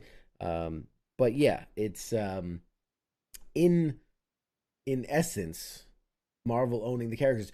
They could do some type of tie-in where it's like Avengers versus Predator or Avengers versus Aliens. Like, they could do that now, or like a what if, a side story. Aliens and Predator versus Avengers. Yeah, they could. Like, team up. They could. They could absolutely do that. They have the licensing rights to now do that. For now, there is nothing on the horizon to suggest that it will happen. There's nothing in the horizon that says, like, you know, aliens and predators are going to show up in the Marvel universe in the movies or TV show. Like, none of that's going to happen. I think they're just trying to kind of clean house, get all of their properties back under one roof. And then that way when they decide to do, because eventually they own the property, they're going to make a movie. They're probably going to make TV shows that go straight to Disney Plus. Like, when they do that thing, now they can have the comic book rights and kind of tag that money as well, where they can have that side story, that spinoff, whatever. And, you know, it's just another avenue for them to make money in the story wise. So that's just what that is, you know. Can I go right for them? Seriously, because I could totally make some badass movies. Ooh. Okay, you think you got Oh, what? yeah. Spitball me an idea right now, right here, right now. Thor v Predator. Thor versus Predator. Okay. Yep. Think of it. Think of that. And like, and he could like team up with Arnold Schwarzenegger, like all old and shit. Arnold Schwarzenegger could be all old, right? Like sitting, like and then fucking Thor's like all fucking fat and playing video games and shit with Arnold Schwarzenegger, right? Drinking beers. And he could be telling the story about when he fucking defeated the Predator, and Thor would be like, "You're so," dude. He's like, "No, it's fucking serious." He takes him out in the fucking woods, right? And Predator's out there, and fucking Thor has to like get all skinny again and beat him up. I think it'd be fucking funny, dude. Wow. I could see. Thank you, Mai Tai Wheat Ale, for giving me such good ideas. I'm gonna go right for Disney. Man. Dude. Hey Jason, what's going on, buddy? Hey Then Pete. fucking Mandalorian shows up and gives him a ride like in his fucking spaceship. Yeah. Well, okay. So here's look, you got a fan. He says he loves it. You do. It's funny that you mentioned Arnold Schwarzenegger because what was it? 2018, Marvel reacquired the Conan the Barbarian license. And so it's just thinking of like it's Thor meets Conan like an old Conan the Barbarian meets Predator, just the ridiculousness of what that could be. It could. You say ridiculousness, I hear amazingness. I hear all of the things that this could be. Oh man! But think of some of the bullshit they've put out and try to sell us, right? Right. This has got to be way better. It reminds me of those crazy like comic books where it would be just these random, like it was like when G.I. Joe meets Transformers, and it's like these things should not be in the same house, like they should not be in the same realm. No, absolutely. See, remember earlier when I was like, "Well, what are you doing?" It's like different universes, and yeah, get to the chopper. Yeah, exactly. This could be amazing, but this is okay. I'm going to say this. Like you just kind of touched on something that I want to bring up that I think this might actually be the reason. My ridiculousness maybe be a little bit far out. But the reason that those crazy comic books came to fruition in the first place was they were kind of running out of ideas, right? And as the writers keep pushing out stuff, right? Keep pushing out stories, and they've got some good ones. Mm-hmm. But kind of start dragging the bottom of the barrel for a minute, right? Sometimes you kind of start dragging your sack on some stuff, and you're like, well, and you throw some shit at the wall and hope it sticks, right? Maybe they're gonna be in the same. And I'm being lightheartedly serious right now. Right. I got you. Kind of get to the point where, well, you can only have so many fucking Avengers movies before you have to do something different, right? Yeah. I mean, yeah. Heath's got a good one. He says Punisher versus Archie. I swear to God, there was. I think there was a Punisher versus Archie. I remember that. Like, it was so ridiculous that that it stands out in my mind. But I believe there was a Punisher versus Archie. I remember Marvel did something weird like that once. I didn't see that, but I don't. It would I'm surprise gonna me. Google That's that what I'm later. talking about, dude. Yeah, we need to have this shit, dude. I think it'd be awesome. I think it.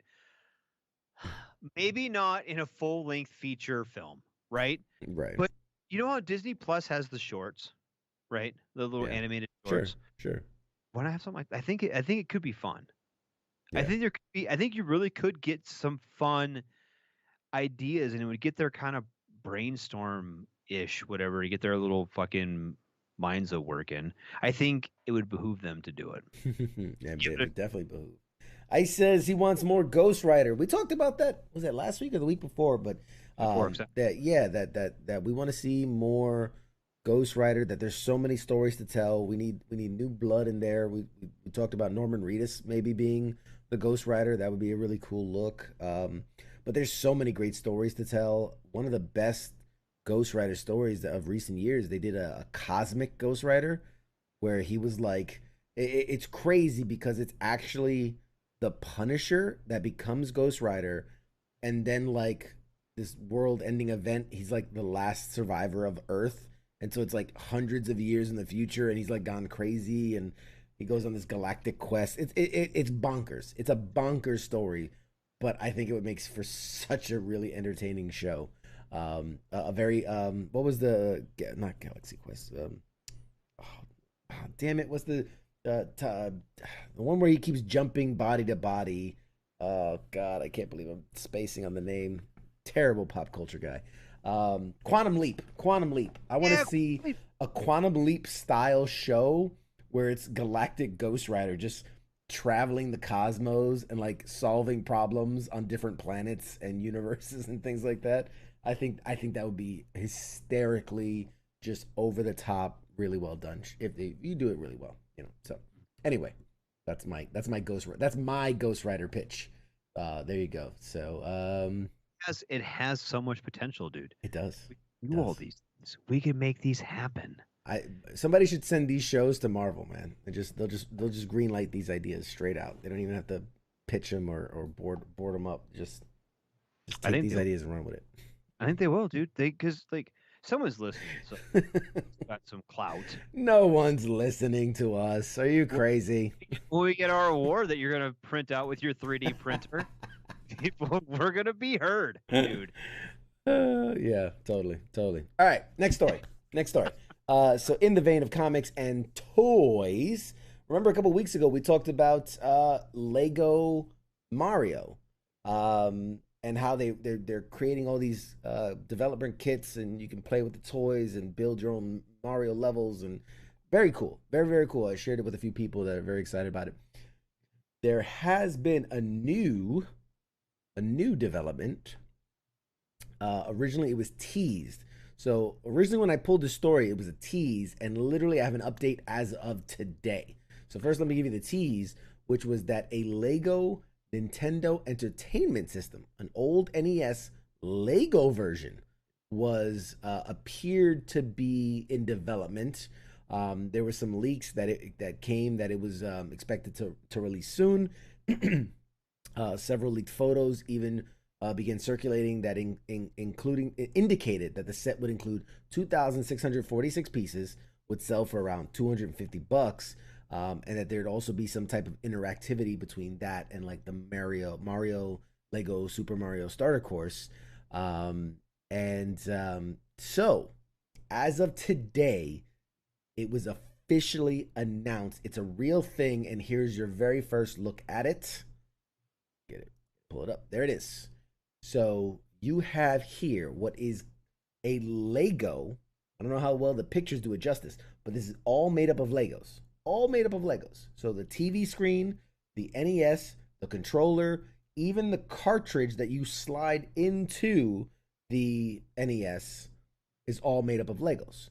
And once you have it all up and running and collected, you can see in the bottom left picture, you can crank the screen, and what it does is it makes the Mario level go. Like you see Mario jumping and going left to right like he did in classic Super Mario.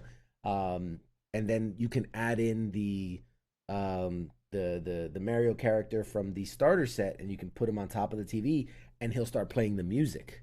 So he like interacts with the TV. So basically, they announced it. It's launching August 1st alongside all the other Mario pieces and starter courses and add-ons. It is priced at $229.99, so $230. It's going to be an exclusive Lego retail stores only for this year, but starting in 2021, it'll also be available at other leading retailers. So, you have that. You have the Super Mario starter course, which is pre-order at $60. There's various expansion sets ranging from $19 all the way up to $100. The power-up packs run about $10. Character packs about $5. All this coming out August 1st. So if you're interested in any of it, it's available for pre-order at Lego right now. So very interesting. Very interesting. I don't know how you feel about this. It's very retro, obviously. I mean, most of the kids that would probably play with this wouldn't even know what it is or understand it in any way. Or the fact that you have to like stick the cartridge in the thing and push it down, and like they're not going to understand any of that. But I think it's pretty cool. What do you think? I think it's super cool. I love it. I do. It's different. It's very different. Would you spend the money on it? Uh, Your own money. Are you going to go spend money on it? if my kid was a little older, I think if he's 6, 7, 8, maybe I feel like that's a thing we could build together. I could kind of give him the history that he can understand, like, oh, this is like how I played video games when I was a kid, and not the Lego version, but similar. Right. But for me as an adult with a very young child, I don't think I'm there yet. I hope this stays around. I hope this becomes a popular thing. I hope these Mario Lego kits and all that stay popular and stay relevant, because I would love to, in another 3 years, purchase some of these and get to have that with my son, where we build, like right now we play trains, and we play with the not the Lego blocks, but like the big like Duplo, kitty blocks. So we're building our way up to that. But yeah, this is a little too much, a little too soon for me at this point. And I mean, it ain't cheap, man. Dropping $230 just for this set, which then really, to make it worth it, you have to get the $60 set so that it can kind of play well together. Yeah, so that's lot of cash money to be dropping on one, man. Yeah, that's unfortunate. In a season where I'm like saving pennies so I can get my Xbox One Series X, yada yada yada, come holiday season. I don't know if I got the dough to be dropping on this, but I really do appreciate it. I like what they've done. It's out of the box. It's outside the box. I mean, it's such a different. I remember when they first announced the Lego Mario stuff, I didn't understand it. I didn't get it.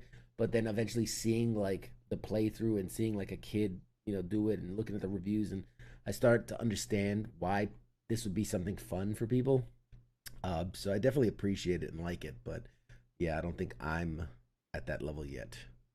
But if anybody out there does pick it up or purchase it or checks it out, let us know. Let us know how it goes, because I'm very fascinated to do that. But Yeah, I'm curious. I would like to see it in person before I would drop that much cash on it. I don't Sure. think I could do it like an Amazon kind of purchase or whatever. I really want to see one. Like if you had one and I could like see it, yeah, even if someone that I knew vouched for it, basically, dude, this is the coolest thing. You gotta fucking have one. Yeah. I could probably justify the money. I don't know. Yeah, I hard. totally. Yeah, I agree with you. Completely agree with you. I think that's one of those You have to go to the toy store and like have it set up and then play with it to really understand if it's right for you or if that, it is what it is. But all right, we're getting close to the end of the night, so we're gonna go into our favorite category. We're gonna talk some WTF news stories of the week. And there's a picture up because I preloaded it. So real quick, this is Joey Chestnut. He has set a new world record. I mean, he already was the champion of champions, but he set a new world record of hot dog and buns eaten within 10 minutes. So can you guess, give me a ballpark, what you think the record is now for eating hot dog and buns within 10 minutes? Hot dog and buns. 10 minutes. 10 minutes. World record. 100. Oh wow, Jesus Christ! How, my God, is that that's a lot. Well, Get like 5. So the record, the previous record was set in 2018 by Joey Chestnut, and it was 74. And he just broke the record this 4th of July weekend at the Coney Island Nathan's hot dog eating competition. 75. He beat his record by 1. But 75 hot dog and buns in 10 minutes. So 100 is not that far off. I mean, like 1,000 or some shit. Well, yeah. Or 7. I didn't. Chad said 88, so he wasn't far from your guess. Yeah, 88. It's still. I mean, that's a lot, dude. I'm not even gonna bullshit. 75, and these are dogs these ain't, and buns. Yeah, these ain't mini dogs. These ain't the little Nathans. dogs. Those are good hot dogs. Those are respectable. Full size adult. Heath was the closest. Camo boss coming in with 250. Are you crazy? That's a lot. Can you survive? Can you survive eating 250? That's like what? That's one hot dog like every 3 seconds. Like that seems a little excessive. There's probably a girl at Sharky's could do that. Yeah. So yeah. Anyway, but what I'm saying is like as we go through that though, that's dude's professional. Is he a professional eater? I mean, yeah. I think if you win the Nathan's hot dog eating competition, you're a professional eater at that point. You figure it is. Celebrity net worth suggests Chestnut is worth north of $1.5 million due to his multiple successes in the world of Major League Eating, which includes his $10,000 prize for each year of the hot dog contest, plus any other winnings throughout the year, and is not uncommon for pro eaters to earn between $250,000 and $500,000 each given year from contests and or sponsorships. Yeah. Sponsorships? What, fucking Pepto is possibly. This guy has won 13 times out of the 16 times he's competed. Jesus. One, not placed. We're talking about one. This guy's the Tom Brady of eating hot dogs, I guess. I don't know. He's won most of the time. And I think in the 3 years he didn't win, I think he placed like 2nd, 3rd, and 4th or something like that. So yeah, the guy is he's serious. He's very serious. But I'm just saying, okay, first off, I didn't know Major League Eating was a thing because I took the wrong fucking career path. But tell me about it. I'm just trying to figure out, like, legitimately, though, like, what else do they do then? Okay, so they have the Nathan's hot. The Nathan's one is a pretty big fucking deal. That's the Super Bowl of eating. Yeah. Mm-hmm. But I'm talking about like everything else, like the county fair, who can eat apple pies or fucking some shit like that, right? Isn't it? Yeah. Like who else does like things? I mean, that's a great question. I'm gonna do some research. About that. Hey, Spanky, she said she had a feeling we were talking about food. I'm gonna do some research because I'm curious what other big level, eating competitions are there. I'm sure there's like, I think the Nathan's contest obviously goes back years and is very prolific, and it's probably the most well-known one.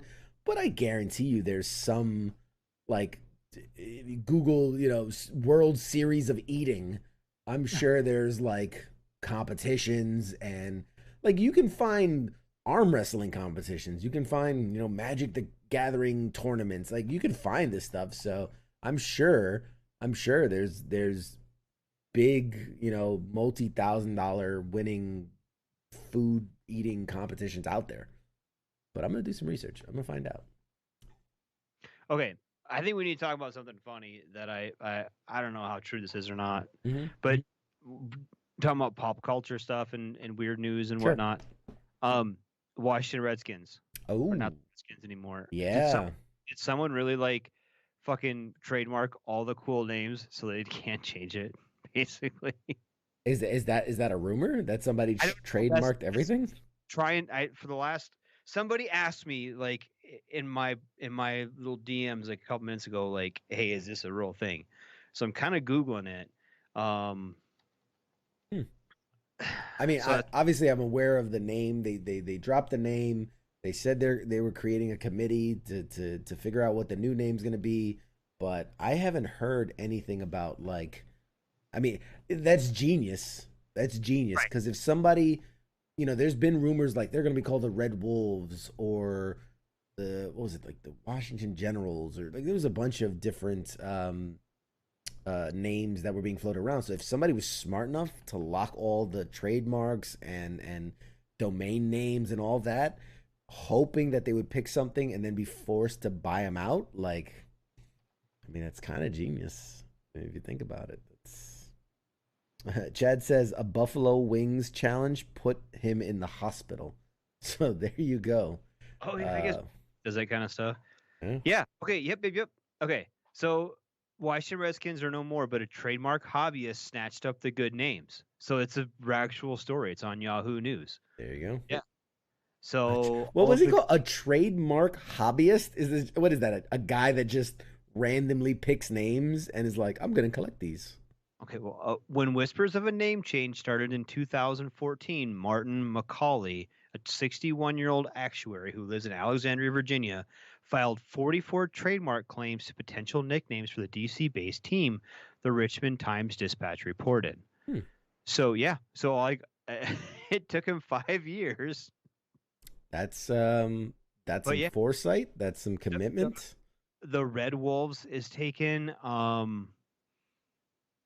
Yeah, they're all the Washington Monuments, Washington Veterans, the Warriors, and all these different names that they could have switched to is like, yeah, they fucking yeah.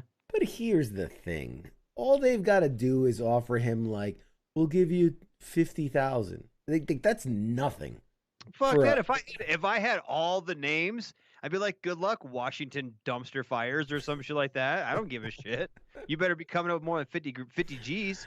I'm just saying, you got to think he has a number in mind where he's like, I'll sell it for $1 million or whatever it is. But that's interesting. I want to be part owner in the franchise. Give me something good. Well, that shit is not gonna happen. All right, real quick because we're getting to the end of the night. I do want to do Would You Eat It? And then Spanky's around, so this is perfect to play. Would you eat it? So first up, let me take this away first. So first up, would you eat it? I'm gonna start us off easy. I'm gonna start us off pretty, normal, I guess. So Here we go. The Nabisco has released the chocolate marshmallow Oreo, which they're making this a permanent flavor. First of all, like apparently the marshmallow thing has been a big hit, so they're making it a permanent flavor, but only in the family size. Like you can't buy like a 2-pack or a 3-pack or a 10-pack. Like you can only get it in family size. So you really got to be committed to that chocolate marshmallow. So, Radar, would you eat a chocolate marshmallow Oreo? Absolutely. Absolutely. Right? No, absolutely. Give me a glass of milk. Absolutely. Right. They look delicious. I'm a big chocolate fan, so I started us off easy. It's an easy one. All right, next up is Lay's chips. In a time where restaurants visits and travel are infrequent at best, Frito-Lay of North America is allowing customers to experience the flavors of 5 U.S. restaurant dishes from the comfort of home. They've launched the Flavor Icons. It's a new line of limited batch potato chips inspired by dishes served at restaurants across the United States. So they have the Nashville Hot Chicken inspired by Party Fowl in Nashville. There's the Lay's Kettle Cooked New York Style Pizza, which is inspired by Grimaldi's in New York. There's the Lay's Philly Cheesesteak, inspired by Gino's Steaks in Philadelphia. Lay's Wavy Carnita Street Taco, inspired by El Torito in Los Angeles. And Lay's Chili Relleno, inspired by Cocina Azul in Albuquerque, New Mexico. So these are all flavored off of real meals from real restaurants in the U.S. What do you think? Which one stands out to you in that lineup? They all sound like garbage. They all sound like garbage. I'm going to say this. Okay. Lay's has done this in the past, right? Try these different flavors. Right. They're like, oh, it's going to be so amazing. And you go into it thinking, I'm going to eat this fucking pizza chip. It's garbage. And it's going to taste like pizza. Yeah, and it tastes like crispy fucking garbage, right? So if they would just call it like whatever, this is our chili relleno flavor. Okay, cool. Yeah, okay, awesome. This is our Philly cheesesteak flavor. Awesome, cool. I could probably get on board, but when they try to make it these icon bullshits, or they go with these crazy, remember they had like a biscuits and gravy, some shit, and they were all fucking garbage. They were all gross. Lay's, stick with what you're good at. You're not good at this stuff. Okay. I mean, I'd love to hear from the audience. If you guys, would you guys eat this stuff? I used to say in all those chips with some Tecate, yeah, you get a little beer in there and wash the gross flavor out of your mouth. This is it. Beer makes everything taste good. Yeah, beer makes my beer taste good. But I mean, you look at it, but I don't know, man. What do you think? What do you think? I'd be curious. Maybe the cheesesteak. I don't know. What would a taco chip taste like? They have taco Doritos, and they're gross. Oh, you mean like the Doritos tacos of the Taco Bell? Well, I mean that's just a giant Dorito. Or No, sir. The actual taco flavored Doritos. They have actual taco flavored Doritos. Really? Yeah, you've never seen those? I have not seen taco flavored Doritos. I've been on a health kick the last couple months, so I haven't snacked much. Fuck, dude. Hence why I'm vicariously living through this segment of Would You Eat It? Because the answer is always yes for me. They're old as fuck, dude. There's always been taco Doritos. The original Doritos were taco flavored. Oh well, I get. They were nacho Doritos. No, sir. New. Let me. God damn it! I can't just. I'm on my computer. I'm not on my phone. I forget to do things in real life. These ones. I'm gonna see if I can just do this. Heath says Southern biscuits and gravy Lay's chips were awesome. So there you go. I just sent you a link. You can open it up in your fucking messenger, and it's you can tell me you've never seen. They have this on the shelf at Walmart right now. I walked by it. I've honestly never seen this. You've never seen these chips before. Nope. Dude, what? I even You've got that never. in front of the camera. I can't get it to focus. Nope, it's not gonna focus. I cannot believe that. No, you've never seen those before. I haven't. I've honestly haven't, and I spend a lot of time in the snack aisle in the years past. Yeah, those ones. Those are real things. I walked by them today in the store. Those are real things. Promise. All right. I'm not arguing that they're not. No, I'm just saying they taste like fucking junk. They taste like garbage. I'm sure. They don't taste like Doritos or tacos, but all right. You ready for this? Okay, one more. We're gonna go from chips. We went from cookies to chips. We're going to cereal. Now this is all of these were released last year. This is the first time I'm hearing of it, and I don't know how to feel about it. So we have a series, Post Cereal, teamed up with Hostess. You know, the cupcake making brand, and they released 3 cereals, and then followed by General Mills. But here you go. So you've got Honey Bun, the cereal, Donuts, the cereal, Twinkies, the cereal, and then General Mills came out with Jolly Rancher cereal. Ooh. Now, I don't know how to feel about this because at heart, I'm a fatty. I love me some Honey Buns. I love me some donuts. I love me some Twinkies. Jolly Ranchers, man. I had braces when I was a kid, man. There's things, nightmares. Yeah, fuck. Him jack up your teeth. But I don't. How do you capture that? Put it in a bowl and eat it. I did some digging and I found out, like, obviously the Twinkie cereal, there's no cream on the inside. It's not like they're mini Twinkies. They're like it's almost like corn puffs, but they're sweetened in a way that they kind of taste almost custardy.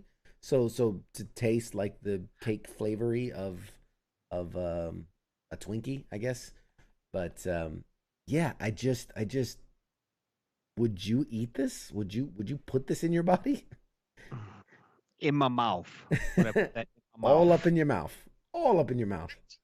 Okay, I'll say this. I would be more inclined. Not the Jelly Ranchers are fucking horseshit. Fuck that bottom right. Just get rid of all that. I'd be more inclined to buy Honey Bun, donuts, and Twinkie cereal than I would be to buy those gross ass fucking chips that you just showed. I'd be cereal. If you said, especially if you were like, you have to buy one of these, I would buy the cereal. I'd buy the cereal. Yeah. In a heart. Now, I think like the Honey Bun actually might have some potential. I might actually buy that on my own. I want to hear your review. I want you to post it up on the page. Review this. I'm gonna live vicariously through you. Ice says that he got a box of churro cereal for the kid. That's just racist. That sounds good though. That actually sounds good. That sounds. I mean, it's something. And Chad, in response to the chips, he said no to all the options for the chips. The chips sound gross as fuck. He says you can't layer flavors on a fucking chip. Nope. 100%. I agree.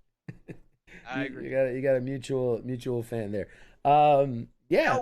I mean, whoa. Hold on a second. Mm-hmm.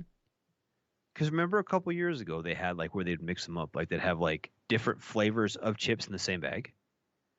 If they did that, it might actually kind of work.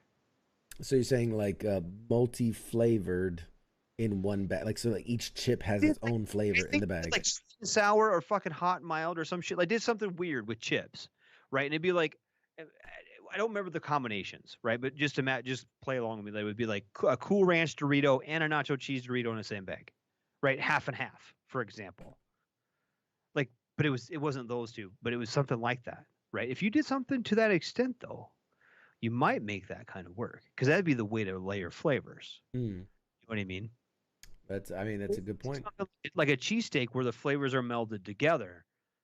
Well, wasn't that like the big advertising push for like Pringles? It was like stack your flavors, where like it's like I'm gonna put cheese flavor on hamburger flavor. Now it's a cheeseburger. Like that was their whole marketing push, was to like mix and match, stack flavors, as it were.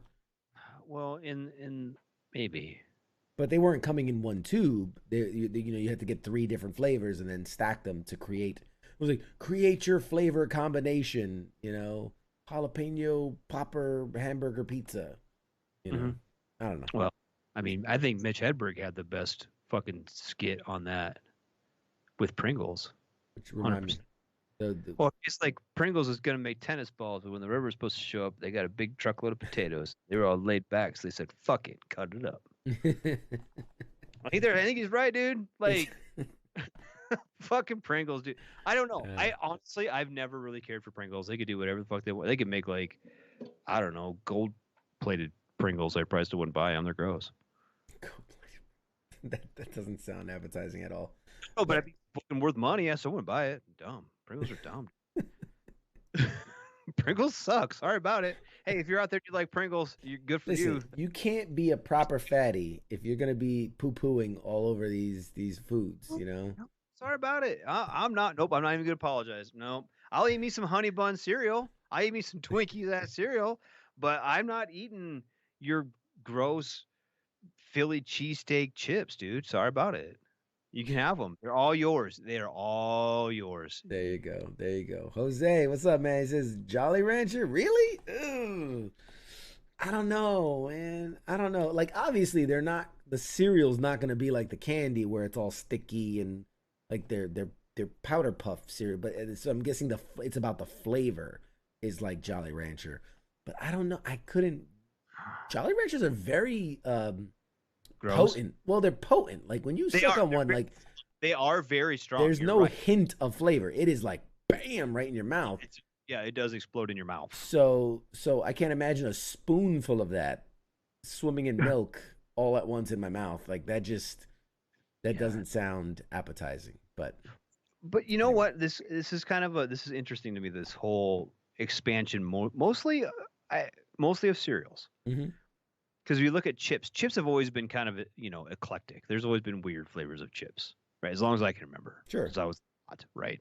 I'm sure like when like my parents were kids, it was like potato chips or like tortilla chips, and that was like your option. Well, yeah, it was potato chip and it was like salted potato chip. Like those are the options. Those are the flavors. Right. A lot of times people made their own because they were poor and they just had potatoes or whatever. Yeah, whatever. Sure, my dad had some stories. They fried them in their own lard or some shit. Yeah. But back after the 1940s, and we started getting our own shit. But I still remember there wasn't when we were kids, because you're about my age. When we were kids, there wasn't a whole lot of cereal to choose from, right? There really was. It was like now 5. Yeah, like Frosted Flakes was like as dangerous as it got. You know what I mean? Like, ooh, if you're lucky, you got one like some extra fucking frosting. Now there's like a literal shit ton. Yeah, there's an entire row in the supermarket dedicated to that stuff. Mm-hmm. Yeah.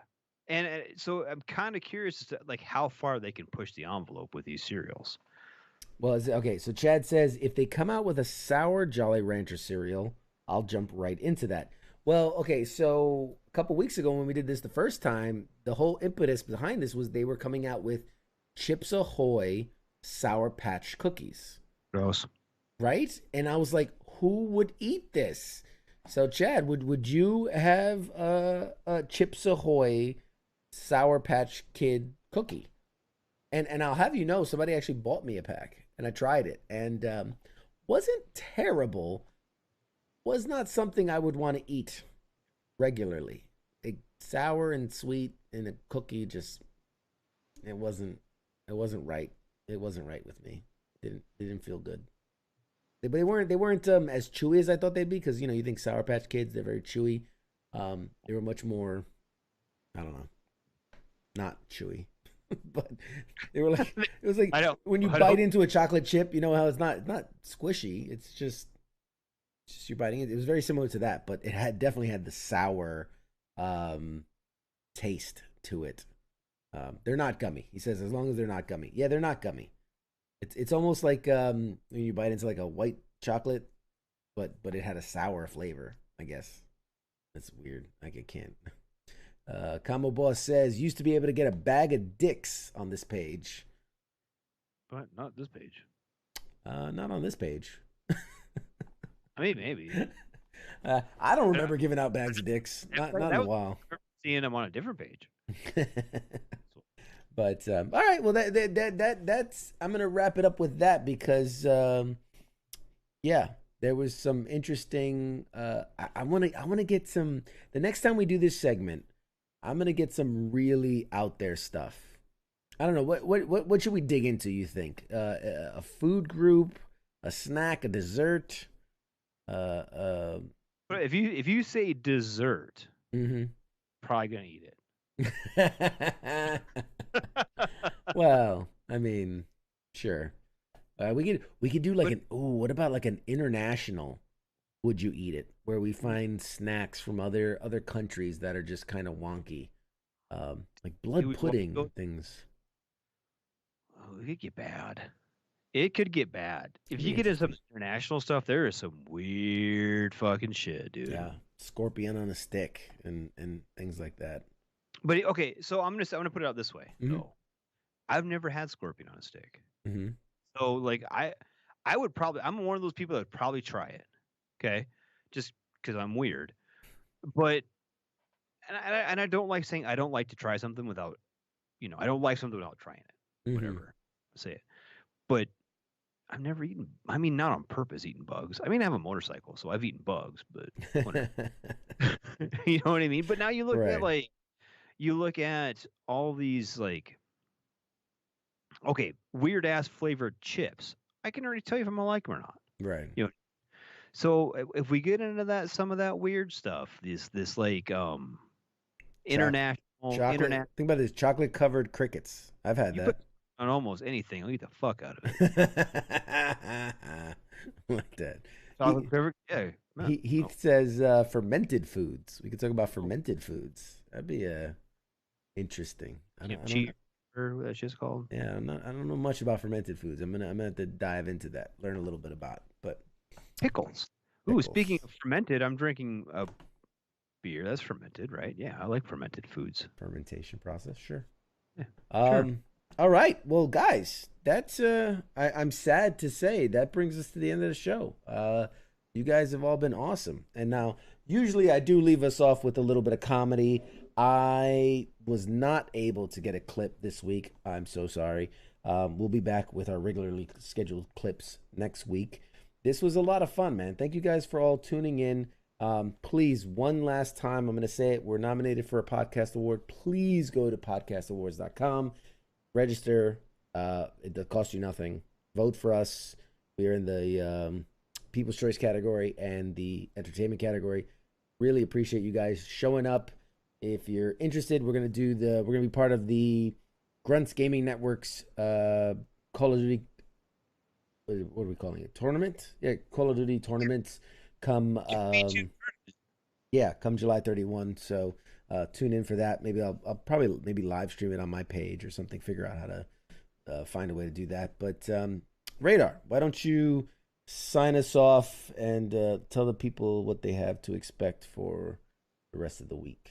All right, well, you have been listening to Pop Culture Warrior with CQ and myself, Radar.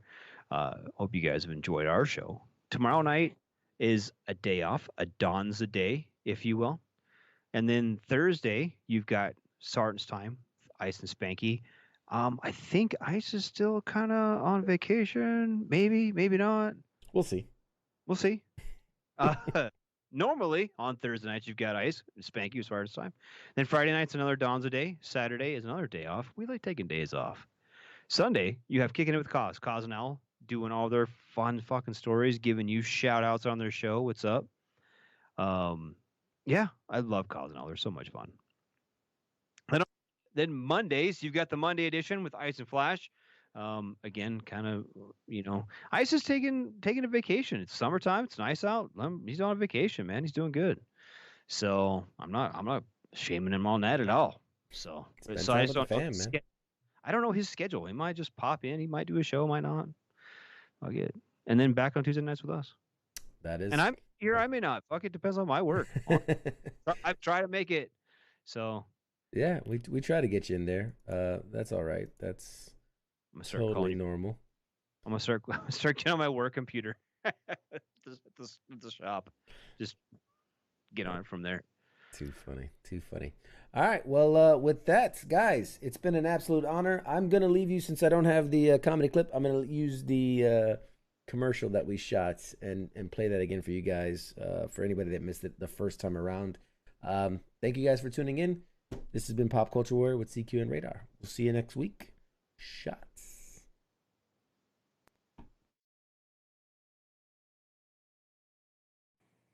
Hey guys, since I've been traveling, and you guys know I've been out and about, I've got some great news to...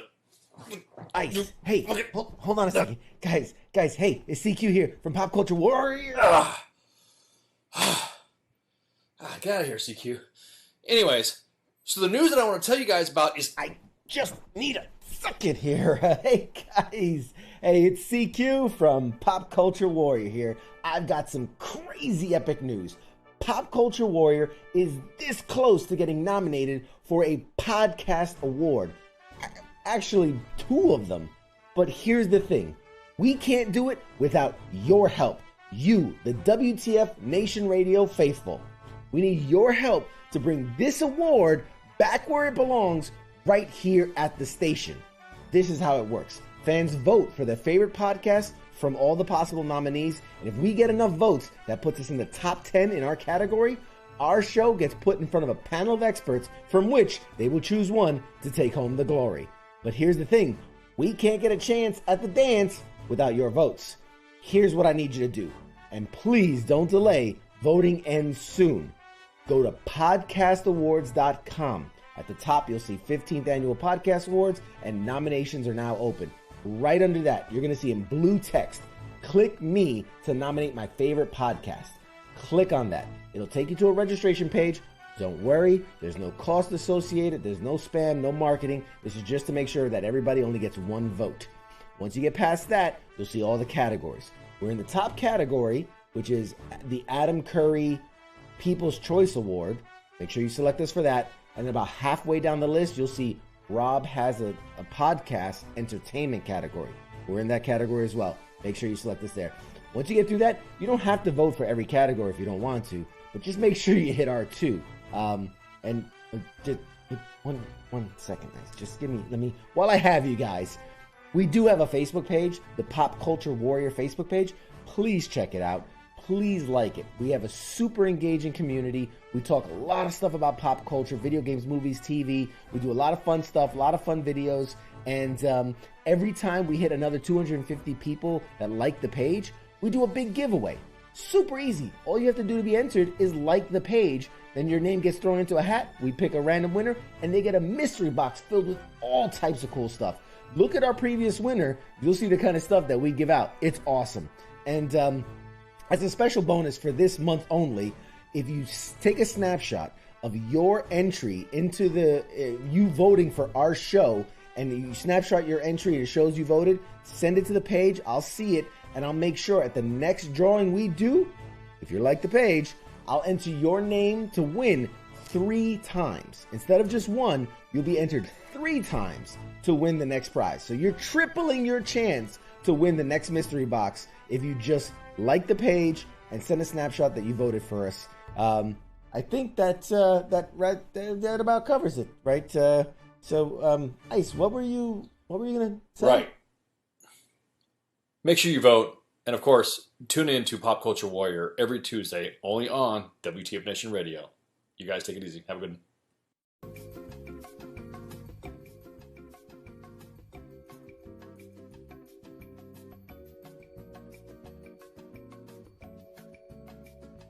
one.